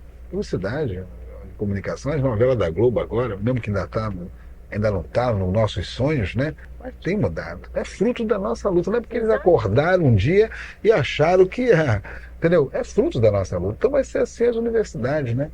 Quando a gente olhar a universidade, olhar a área tecnológica, né? Eu acho que você ligar a televisão e ver um engenheiro negro falando, né? Dando sua contribuição na sociedade, se for uma coisa natural, não uma coisa excepcional. Né? Eu acho que a sociedade vai ganhar com isso, vai lucrar com isso. As crianças negras vão ter nova perspectiva, né? Não é o tráfico, né? Quer dizer, uma perspectiva de poder virar piloto de avião, virar uma coisa. Eu acho que é isso que a sociedade precisa. Isso vai ter efeito na luta contra a violência. Essa comunidade não tem perspectiva, eles não percebem, são tão burros que eles não percebem isso. Né? E você cria um novo caminho, aí vai valer a pena estudar. Porque hoje você tem um segmento negro que não sabe que não vale a pena estudar. Eles sabem que não vale. Você olha o shopping center, é uma vergonha. Você entrar numa loja e ver 10 trabalhadores brancos, você acha que aquilo está normal. Você vai num restaurante da Zona Sul, né? Vai nos grandes balcões das empresas de aviação. Quando eu estou viajando, o cara fala comigo em inglês, que ele acha que eu sou estrangeiro. Né? No avião, porque não acha que eu posso ser brasileiro. Né? Então eu acho que isso é muito vergonhoso. Né? Mas eu acho que mesmo assim, esse movimento tem conseguido vitórias. E você, né? O senhor também conseguido muito. Eu acho que eu tenho contribuído. Né? Eu acho que eu não tenho assim. Eu tenho contribuído. Eu acho que eu levei minha vida, boa parte da minha vida, batalhando, né? Lutando para ajudar. Eu acho isso. Eu acho que valeu a pena, né? Eu acho que vale a pena para os filhos, né? Quando eu olho para minha filha de 3 anos, que é mais nova, que não entende nada ainda, mas daqui a uns anos ela vai entender. Né? Eu acho que a vida para ela na sociedade vai ser um pouquinho menos pior. Muito bem, parabéns. Né? Menos pior, né? É claro que os que carregam o nosso sobrenome, as pessoas pensam 2 vezes, né? Aí, não, pode porque o pai, né? Eu levei a escola dela, né? A escola dela, todo mundo... Meu filho diz às vezes, estavam falando uma coisa lá, o meu de 13 anos, ele assim, não pode que nós temos representantes da raça negra na sala. Quando que esse cuidado é ter antes? Claro que a presença na escola também, o pessoal sabe, se fizer uma coisa vai ter um problema aí. Mas isso já... Né? O pessoal já pelo menos conseguiu. Antigamente nada, eu falava macaca, a professora esculhambava dele, entendeu? Agora vai com um pouco mais de cuidado. Até porque o SEAP, ele ajudou a disseminar a ideia do que o racismo é crime, né? Vocês lembram daquela polêmica do caso Tiririca, que nós entramos na justiça, o caso do ministro que disse que só tinha 2 negros no poder do Pelé, eu achava então que uma ação contra ele. No caso do Tiririca, eu apanhei muito. Mas eu estou feliz hoje, porque qualquer pessoa que tem uma contenda diz, eu vou lá na delegacia e dou parte de você. Foi a partir daquele caso. A partir quando ele ganhou aquela mídia toda, o racismo agora é crime. Então, apesar de toda a pressão da imprensa, toda a maldade da imprensa, que não queria discutir a letra da música, queria discutir a censura, né? Eu não estava discutindo censura, eu queria discutir a letra da música. Ela é racista ou não é racista? Mas, apesar de todo o circo, mas caiu no consenso da população que agora é crime. Então agora não precisa nem no CEAP. O cara é discriminado, vai na delegacia, leva testemunha, sai dali, vai, constitui um advogado, entra com a ação. Então acho que isso foi uma contribuição que nós demos. Isso foi bom. Essa missão, assim, a última pergunta, quando é que o senhor percebeu, quer dizer, foi ao longo da sua trajetória, então... Eu acho que eu fui indo, como diz o outro, né? Tem coisas que você não explica. Tem coisas que você vai fazendo. Eu sempre lutei contra a violência policial e não sabia que minha mãe tinha sido assassinada pela polícia, né? Tanto lutei, eu acho que você se indignar com as coisas como elas estão postas é normal, né? Quer dizer, não é... se indignar e ficar indignado, mas o senhor partiu para um movimento, né? Uma atuação Eu acho política. que isso me fez eu não ser um grande marginal. Essa que talvez seja uma diferença fundamental, que com a história que eu tive, a dificuldade que eu tive, o mundo que eu vivi, talvez eu canalizei tudo isso para mudar a sociedade em vez de me revoltar. A revolta não leva ninguém a nada. A consciência política leva você a outros lugares. Acho que foi isso que aconteceu. Isso é que o senhor percebeu lá na Ilha Grande, então? Não. Eu percebi quando eu visitei Ilha Grande, eu posso dizer isto. Me O levou... senhor canalizou as energias para uma atuação política. E não foi isso. Não de revoltar, assaltar os outros, dar tiro. Acho que isso eles esperam de nós. Isso eles nos colocam na vala comum de criminoso. Eu costumo dizer, eu enfrentei muito grupo de extermínio, aí costumo dizer, e aí, Vanessa, para mim eu virei um defunto caro. E pensa 2 vezes. Já pensaram em dar uns tiros na época, já deram tiro no meu carro, já deram tiro lá no CEAP, mas eles sabem que quando a primeira-dama da França foi lá me visitar, eu estava ameaçado de morte, quando a gente estava enfrentando os cavalos corredores. E ela, quando foi lá, eles viram que pelo menos ia ter alguém para segurar na alça do caixão, que o mundo todo ia saber. Então é melhor deixar esse cara aí, né? Mas acho que é um pouco isso, né? Era o grupo que participou da chacina, tanto de Vigário, que nós mobilizamos a sociedade. Nós tivemos uma atuação muito forte na chacina de Vigário, contra na Candelária, nós não tivemos um papel. Nós demos materialização do movimento negro, aquilo que o movimento negro sempre disse. Nós conseguimos tornar isso bem visível para a sociedade. Isso eu aprendi no movimento. Minha escola política foi o movimento negro. Nossas brigas, nossas questões, nossas disputas, foi ali que eu me formei. Né? Eu não fui formado no partido, eu estou dando contribuição no partido a partir do momento daquilo que eu tenho do movimento. É isso. Muito bem, obrigada.